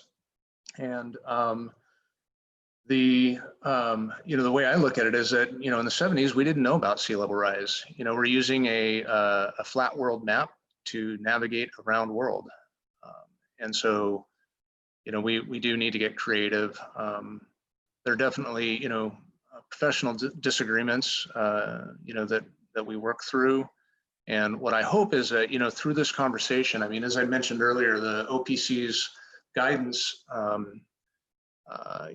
basically acknowledge that you need to take into consideration the economic impacts. And I'm hopeful that, the leadership that we're seeing at the state, for example, at the Office of Planning and Research, will continue to spread into, other state agencies so that they expand their thinking a little bit beyond just the, myopic looking at, what is the sea level rise at this point in time, move your buildings out of the way. And start taking into consideration, for example, what the social impacts are and the social justice implications. Arcata is not alone in having, one of its poorer neighborhoods in this area that is, potentially impacted. So we have to take all of that into consideration and really develop a plan that, that doesn't leave people behind. Thank you for that. Really, my last question is, given that in previous policy discussions we've had around sea level rise, we have wanted to take this approach of, adapting where we can and protecting where we can. And obviously, for folks that have homes there, have businesses there, and then for us having our wastewater treatment plant, there is obviously a big stake in this area that we're looking at on our screen. So, I mean, are things at a point with the state or with the Coastal Commission that there's still an open conversation to be had around this, or is it seeming like this is the direction and we all need to, find a way to work through it? No, I think that, there is an open conversation, a very narrowly open conversation. I think that, the folks that we're connected with it and, from the San Francisco office and from our local office, are very open to having the conversation. And, we recognize that we ultimately may not agree. And the true irony to all this, I mean, we've invested so much time and energy into, thinking about how we should respond to sea level rise. The true irony is that all of the improvements that we would do to protect ourselves from sea level rise are in the state's retained jurisdiction. And so to some extent, this is a statement in our local coastal program of how we believe at the local level, the city of Arcata should handle sea level rise. And or our region. I mean, I'd love it to be more of a regional collaboration. But I think that ultimately, because the the state's thinking falls back to the Coastal Act and what they see, what their lawyers view as the interpretation of the Coastal Act that is doesn't put them at risk. I think it's going to take a legislative fix ultimately to amend the Coastal Act to allow some of these projects. They have been getting creative though. For instance, McDaniel Slough, is a project where, Mark mentioned that the levies are actually higher than they were originally. And so if you're not just like blatantly right up front putting a levy on an existing margin, but you're actually doing some kind of rehabilitation, they've allowed for some sea level rise protection to be included in that. So it's going to be a mix of, working with them and legislative fix. Great, thank you. I just want to add really quick to that question. Thanks for asking that, Sophia, because I know it's something we've talked about quite a bit, several times throughout the last couple of years, and I feel like it's something that we don't. I don't know if we can necessarily talk about it enough because it's so important.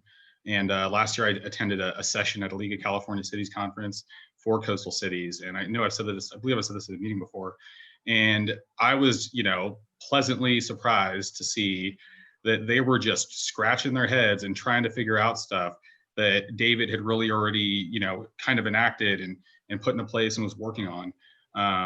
And so, in that regard, I feel like our staff has a really good handle on what's going on there and what we're going to be able to push forward and what we're going to need to do to,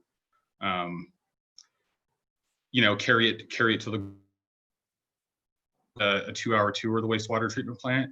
And, I've just really been trying to dive into it because I do believe it is the most important goal in the city right now is to complete that project. And so, my opinion is so far, having lengthy conversations with David, with Dobie, with Karen, and Mark, I feel like I feel really confident right now that we have the best possible plan. We're moving forward and we are being the most safely possible. So yeah, I feel really good about it. But I really appreciate you asking the question because I think we could talk about this 10 more times. If it'll get it out there more to the public.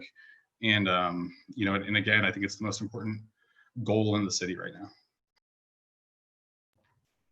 Thanks, Brett. Judith? Hi, thank you. The gist of my big question was actually what Sophia asked as well. So thank you, Sophia. A couple of I guess corollaries came up for me when I was listening to Mark's and David's responses. The first one has to do with, I guess, being upfront, at least in the drafts that both the public and maybe administrative drafts of the local coastal program that we'll be able to see that actually come out and put up front the projects and goals that may require a change in either the Coastal Act or regulations that we take for granted right now, or even the federal dredge and fill program, and to be really clear on which of those we expect some negotiation will be necessary with the Coastal Commission, but also to sort of take a look at where we can assume that we'll be able to go forward without that opposition. The other thing that I wanted to know about is I know that $15 million estimate just for levies at some point in the past was kind of linked in with the 50 or some million estimate for the upgrades of the sewage treatment plant. And I'm wondering at what point we can sort of divide those two sets of projects from each other. Is that something that the local coastal program is going to let us take a look at? Good question, Judith. I don't know. I could try to start on this one, and Mark or David, if you want to jump in, feel free to, or Brett, just doing the tour this week as well. We have split the wastewater treatment plant into 2 phases. I mean, there's several phases within them, but 2 primary phases, and they're each around $30 million each. And the first phase is all really strictly rehab and moving to the UV disinfection, very strict, under pretty strict time orders from the Regional Water Quality Control Board. Under that scenario, with some kind of heavy maintenance of our existing levees, we have an estimate, a time estimate, and David, correct me if I'm wrong, but that it really brings us out easily 30 years, which is sort of required for our due diligence. But more practically, at least 50 years, based on some of the probabilities, or even longer than we talked about earlier. The Coastal Commission, we've done early consultation with them around that phase 1, and there seems to be a lot of support around that phase 1. The phase 2 is more new development within the coastal zone, specifically the construction of an oxidation ditch.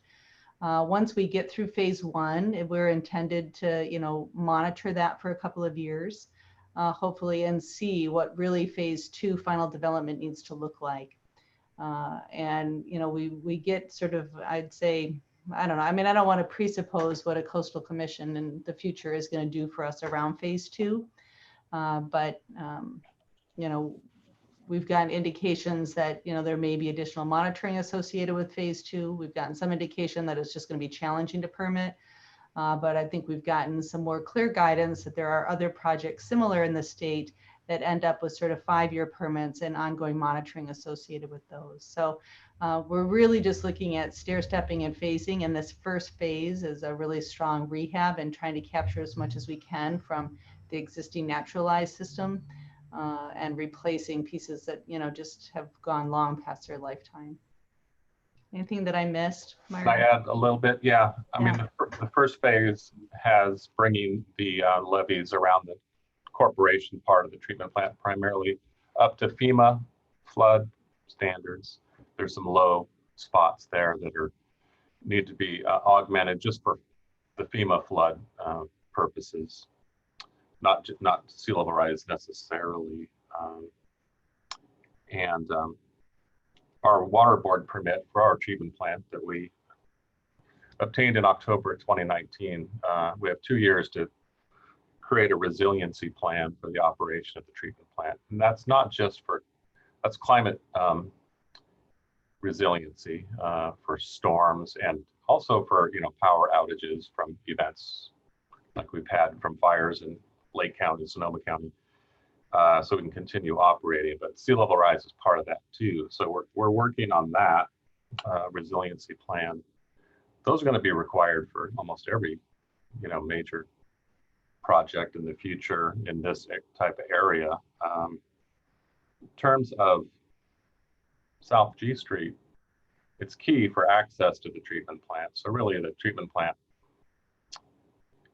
which would be hard to build there now if it was a new facility, but it's existing. So that's the big difference. It'd be impossible to start from scratch there now. But the treatment plant anchors protection of other areas on that peninsula or corridor because of the access, the major pipelines that feed it. And those are future phases for protecting those areas, but we need to have access. I mean, you could have a bridge. I've seen treatment plants that are islands, in low-lying parts of Northern Europe. But just wanted to add that. And before I talked about Daniel Slough, one thing I forgot to mention was all those diked former tidelands used to be higher elevation than they currently are. When they diked them at the turn of the century or before, and isolated them from the bay and farmed them, the peat, the accumulated organic materials all vaporized. So it subsided a couple feet really. So that's slowly rebounding. So I meant to say that earlier in terms of how those areas in the future are gonna, buffer the city. a dike failure with that subsided or dropped down, you know, several hundred acres of bathtub was a worse scenario than connecting it to the bay and allowing it to rebound and accumulate carbon, really organic material, as it builds its elevation slowly back up.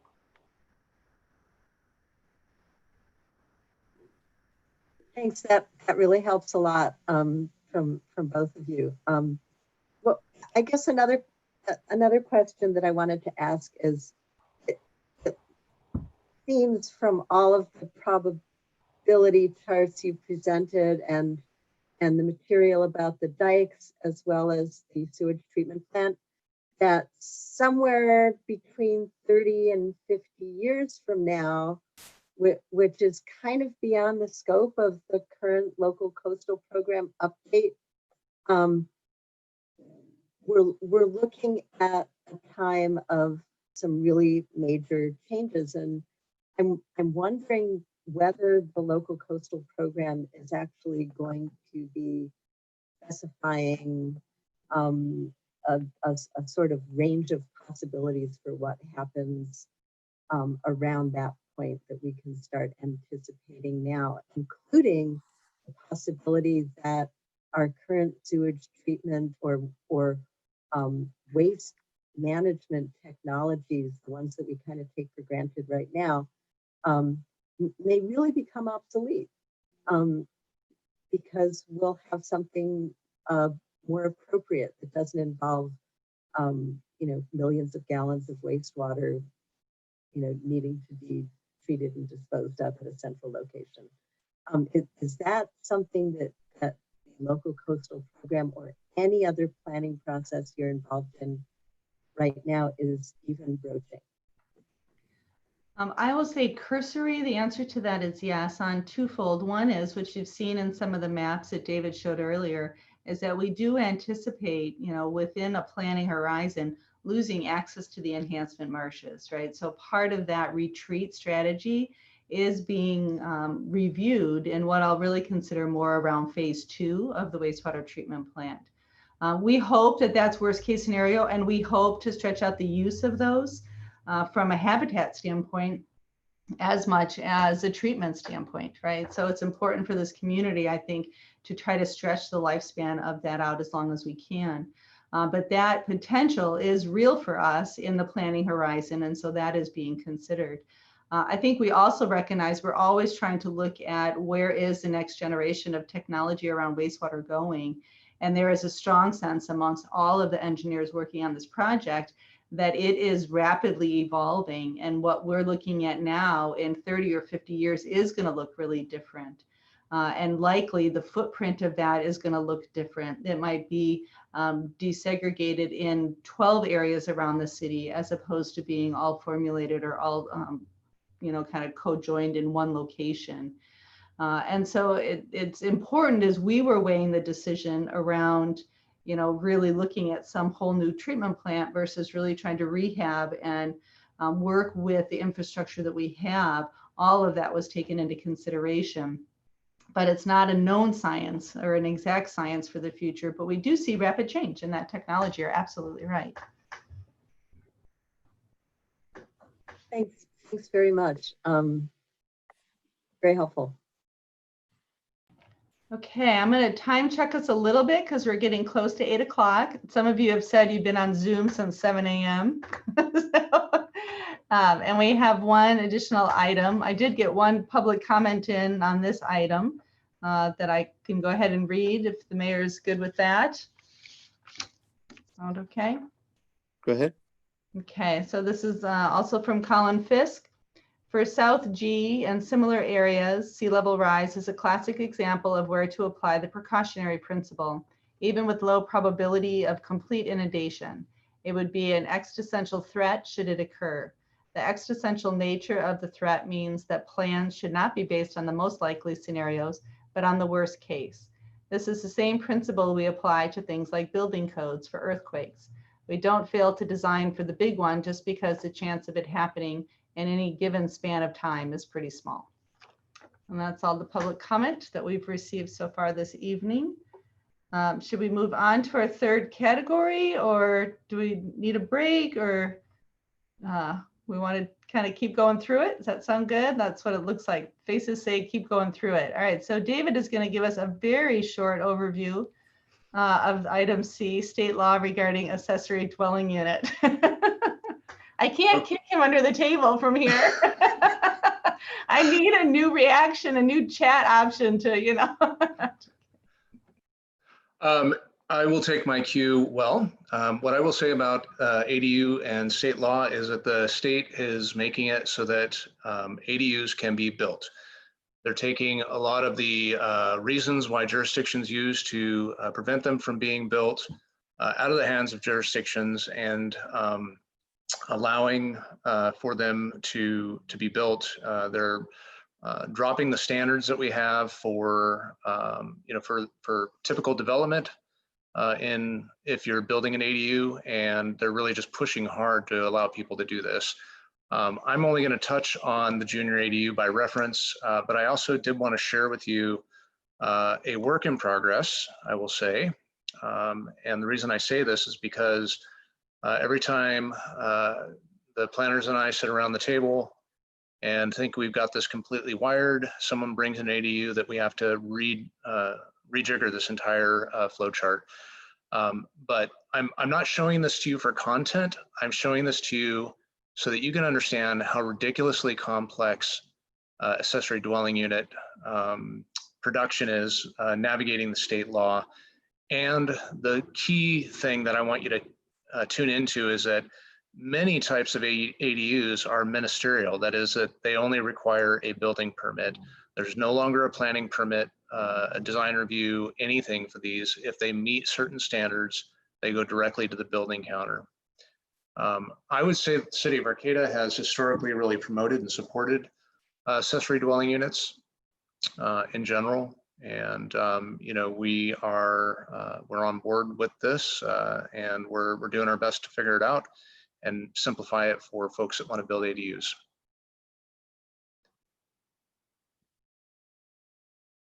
And I think I will leave it there because I could probably go on and on, but I won't. Okay, are there initial thoughts or comments on ADUs? David, can I jump in? Yeah, please. Yeah. There was something said in the past about the state requiring jurisdictions to turn a permit cycle over in 60 days. Is that something you're digesting? Is that true? That is correct. These are not only ministerial, but they have to be approved within 60 days. So a jurisdiction can certainly say you haven't provided enough information, we don't have a complete application. But if they've completed a complete application, we have to review it within 60 days. If we fail to do so, then it's deemed issued. Okay, thanks. Other questions or thoughts? Do you have a sense, David, on how many ADUs we're seeing seasonally, annually, monthly? I do. Karen? That I can answer. Yeah, we have, I'm sorry, my video is bad. So my internet's bad at my house, so I can't actually run the video at the same time, or you would see me. But we did 16 ADUs last year. And the year before that, I want to say we did 18 or 19. We actually had more in 2018 than we did in 2019. Great. Thanks, Jen. And if I had to guess, we're probably teeing up to have more than that this year, based on the volume thus far. Joe, what would you say the volume thus far is?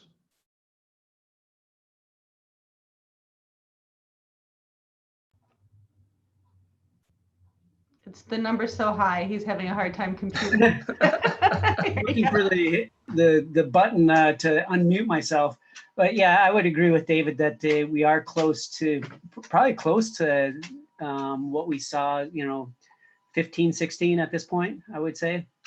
We're getting a lot of inquiries almost every day. We're getting questions about ADUs, and it's like David had said, we're always promoting them, and we always will.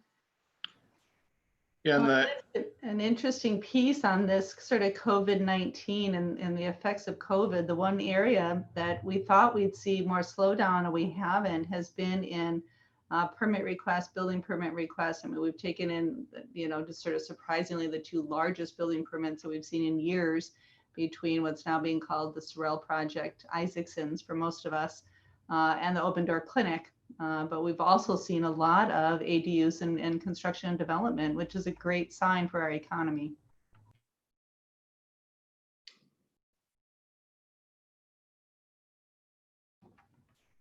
Other thoughts around ADUs? I'm just going to ask, John had asked that this be on the, Commissioner Barstow asked that this be on the agenda. Did you have anything that you wanted to add specifically? Well, I was interested in hearing about the junior ADUs and what we need to do to implement permitting of those. Yeah, so super broad brush, the junior ADUs, like they sound, are smaller units. And these are also principally permitted ministerial permits that we will issue. The way that the state has structured the law now, not only can you have a primary and then an accessory dwelling unit, you can also on the very same parcel have a junior ADU. A junior ADU is limited in size. I believe it's 500 square feet. You can add about 150 square feet to it to provide ingress and egress. There are some other restrictions on or requirements for sanitation and sanitary needs and providing kitchens. But they're principally permitted, and so we've had a few people inquire. I don't have that number off the top of my head. Maybe Joe does, but we've had a couple of people that are interested in putting these in. So you could effectively have 3 units on a single family parcel at this point, ministerially approved building permit, no discretion. I think that this kind of hits home the point that I think Scott made, and then I'm sorry, Commissioner, getting very casual in the evening here, and Commissioner White had made that the state is really pushing local jurisdictions to figure out how to provide for housing. In a lot of ways, ADUs don't change the neighborhoods as drastically as maybe putting up a larger scale building. But those neighborhoods are going to be impacted as well. If you have 3 units on a single family parcel, that's 3 times more than were there originally. That's more people, more cars, more traffic, more parties, more everything. And so it's good to keep in mind that that we want to take as much local control and planning where those areas are where we're going to provide for that future development, so the state doesn't take that control away from us.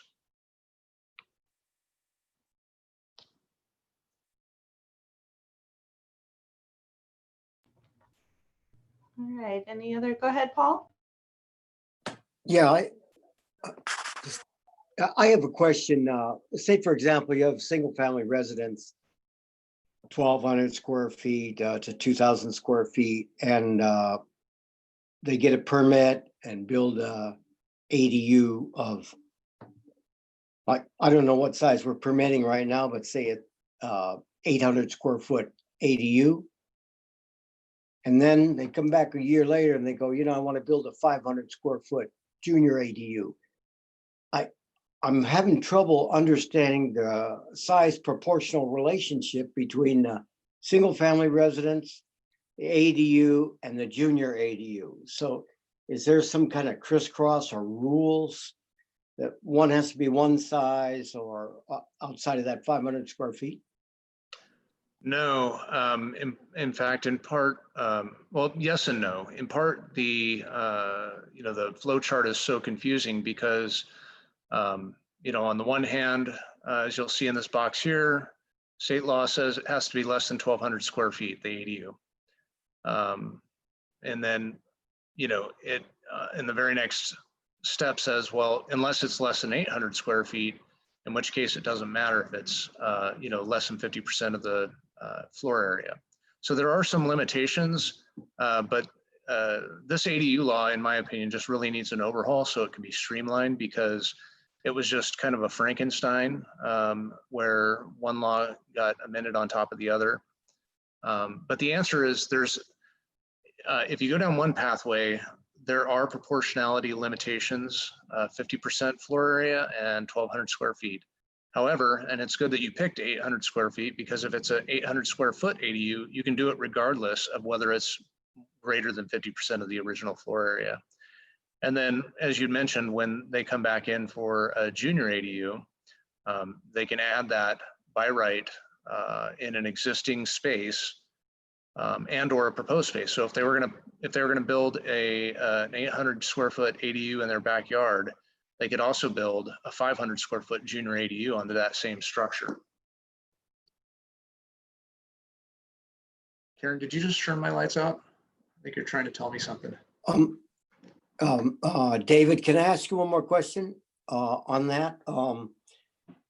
So does the public actually understand this? Somebody comes up, they say, oh, I'm thinking about building a second unit. Do they get walked through this so that they don't build 850 square feet and then have to go through some kind of process instead of it being automatic, and understanding that they should plan for their 500 square foot junior ADU, since that's a possibility. They don't ever have to build it, but at least if they plan for it, whoever they sell their property to has the idea of looking at it going, oh, I can build a junior ADU.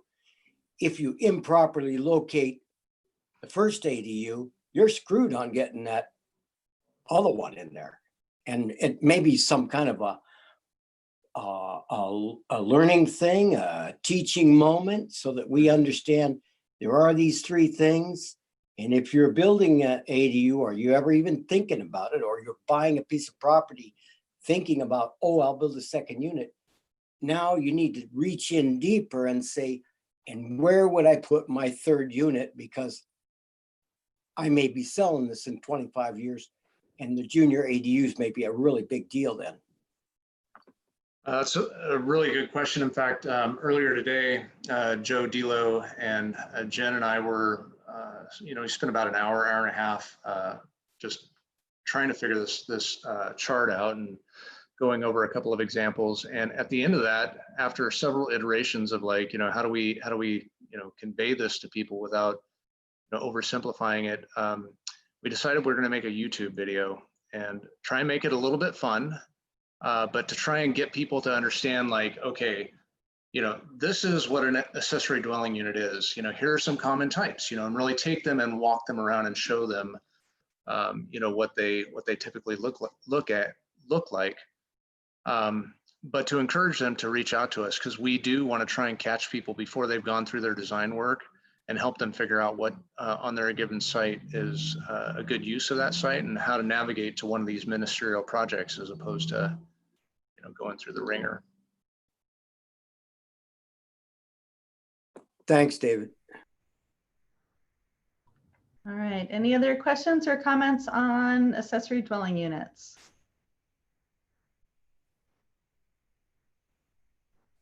Okay.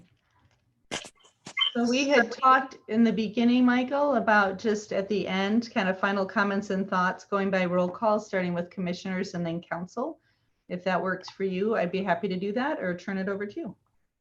And do we have any remaining comments from the public there? No remaining public comment. All right, let me get to my list.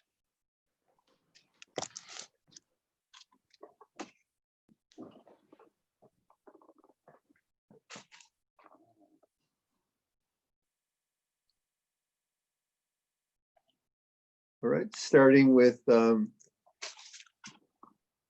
Chair Tangney. Oh, I'm just encouraged that we're all hearing the same conversation and sharing questions and thoughts. I'm sure that we'll be tackling these subjects as the years to come, and what passes through the commission always ends up on the city council agenda as well, it seems. So it feels good to be heading down the same path together. Thank you for setting this up. And it's always good to meet together, and that you're the most powerful commission, and it's very important for us to work together. Vice Chair Mayor. Okay, yeah, thank you very much for everyone showing up at this study session. These happen rarely, and they're very, very valuable for the commission to sort of show us our way and to bring up questions and throw them out to you and to city staff all together. That's terrific. I also wanted to just say a couple of words about the local coastal plan and the process behind it. Right now, it is kind of looking like the first time that the Planning Commission will actually see a draft of the plan is after that administrative draft has run through the Coastal Commission. And I would really hope that we would be able to take a look at that as early as possible. I know that there may be some reasons not to share that early administrative draft with the commission. I would really hope that we can see it as soon as possible rather than having a draft thrown to us and being asked to approve it or not. So yeah, thank you very much for all of these discussions. Okay, thank you. And Commissioner Barstow.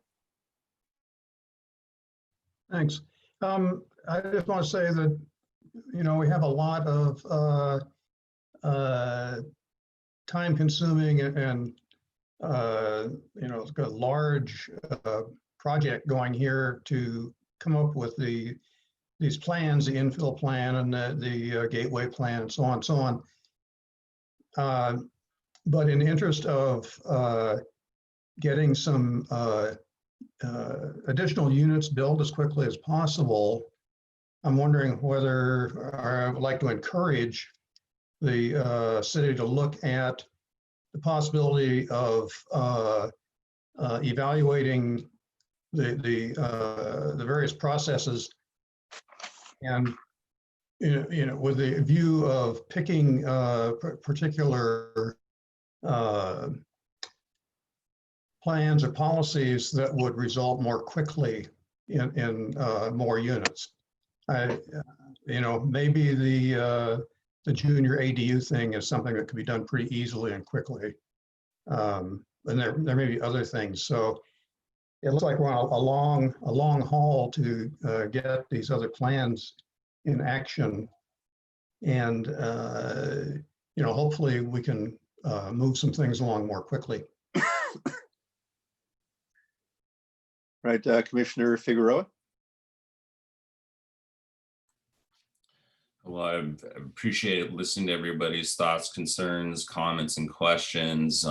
It's really enlightening hearing everybody speak and the different angles and every which way everybody is thinking about these different issues that are going to be impacting our community, and working together and creating solutions, you know, for our community. So it's an honor, and thank you. Thank you. And Commissioner White. Thank you. You know, I think I said what I needed to say, and just really appreciate, I have lots to learn still. Thank you. And Commissioner Davies. Yeah, the only thing I have to add is just expressing my appreciation for everyone who volunteers their time to help the city of Arcata be the place that we all continue to care about. Thank you. And now to the Councilmember Pereira. Yeah, first of all, I want to acknowledge, Judith, your comment about being able to review the local coastal plan. So yeah, I think if there is a way that the Planning Commission can get a chance to see that at that level before it goes to the Coastal Commission, if that's possible, I think that does make a lot of sense. I know it can be difficult with timing of things, but I just wanted to say that that's that makes a lot of sense. And then also just wanted to echo my support, John, for what you were saying around ADUs and junior ADUs, and if that's low hanging fruit where we can increase housing stock in a more quicker way, I think that makes a lot of sense. I appreciate both of those points being brought up, and I'm just really grateful for you all on our planning commission. Like, you all bring such great perspectives and experience. You all come from very different backgrounds, and I just really value your input. So thank you. Thank you. Councilmember Watson. Just the first comment is, I think a lot of people, probably many people actually on this call are aware of it, but many people in the community do not know that we really have a great resource here when it comes to the Coastal Commission. Specifically in Arcata, they have an office in the Greenway building. They have Coastal Commission staff here. And last year when I had some questions, some of the questions Sophia was asking, myself and Susan went over and sat down with them and met with them. It was, incredibly useful. And, I'm speak with anybody directly as well. And yeah, so I recommend that. And also, I just want to say thank you so much to all the commissioners. I'm incredibly grateful for all the time you put in and to have such a great panel of commissioners. So thank you very much. And Vice Mayor Patino. Yeah, I just want to say this has probably been one of the most productive study sessions that I've been in with Council and Planning Commission over lots of years. And I think that as we all look at sea level rise, housing infill impacts, as we continue to massage this, we will find a plan that works, and we'll start seeing real growth and development in an infill way. And I think we can promote the junior ADU and the understanding of your home, your ADU, and your junior ADU, and maybe really ramp up the number of second and third units that we have in town here without adversely affecting the neighborhood and having to do lots of mitigation in order to get some growth. So I really appreciate it. Thanks everybody on the commission, and especially people that are new, that are willing to step in and take a chance. Thank you. Well, we have a very strong commission, and that I appreciate all the work that you do. I was on the planning commission for many years myself. That I think it's clear that maybe it differs from the Coastal Commission, but I think that we have a strong commitment to protecting the neighborhoods for I think many years to come, and not abandoning them. And also, as we talked about at the end this time, that having ADUs and going along with the direction that's coming from the legislature and the governor of embracing them and not resisting them anymore. I think that those things are important. And thank you to staff. This is a difficult time for everybody, and that resources are tight, and it's good that people are committed to investing in the city, and that the staff will be there to support them and facilitate better building and protecting what we have in Arcata, but also allowing some creativity so that we can continue to develop in a positive way. So thank you for everybody to be here, and look forward to working with you all in the future. And Karen, any last words?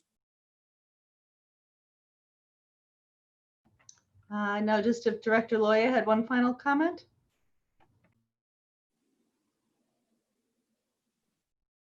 I just wanted to address the admin draft on the LCP and let you rest assured you will get it long before any decisions are made. Some folks may remember the fiasco we went through at the last update, where we worked and then brought it to the Coastal Commission, and at the hearing received pages and pages of amendments that they requested. And so we're both working together to try and avoid that and working a lot more collaboratively. And I really appreciate the relationship that we have, the working relationship we have with the Coastal Commission now. So, so by the nature of the way that we've designed it, you know, they're helping with, we're addressing their comments early on, and absolutely, you know, it's still the decision makers to decide and the community to provide input on that is yet to come. Great, thanks. Thanks for everyone. This was really fun. There's been, you know, really 3 new commissioners that we haven't had much interaction with. So I think this format worked, I think, better than I expected. So, okay, stay safe, stay masked, socially distance, and visit a local Arcata shop this weekend. And have a good, safe evening. Good night, everyone.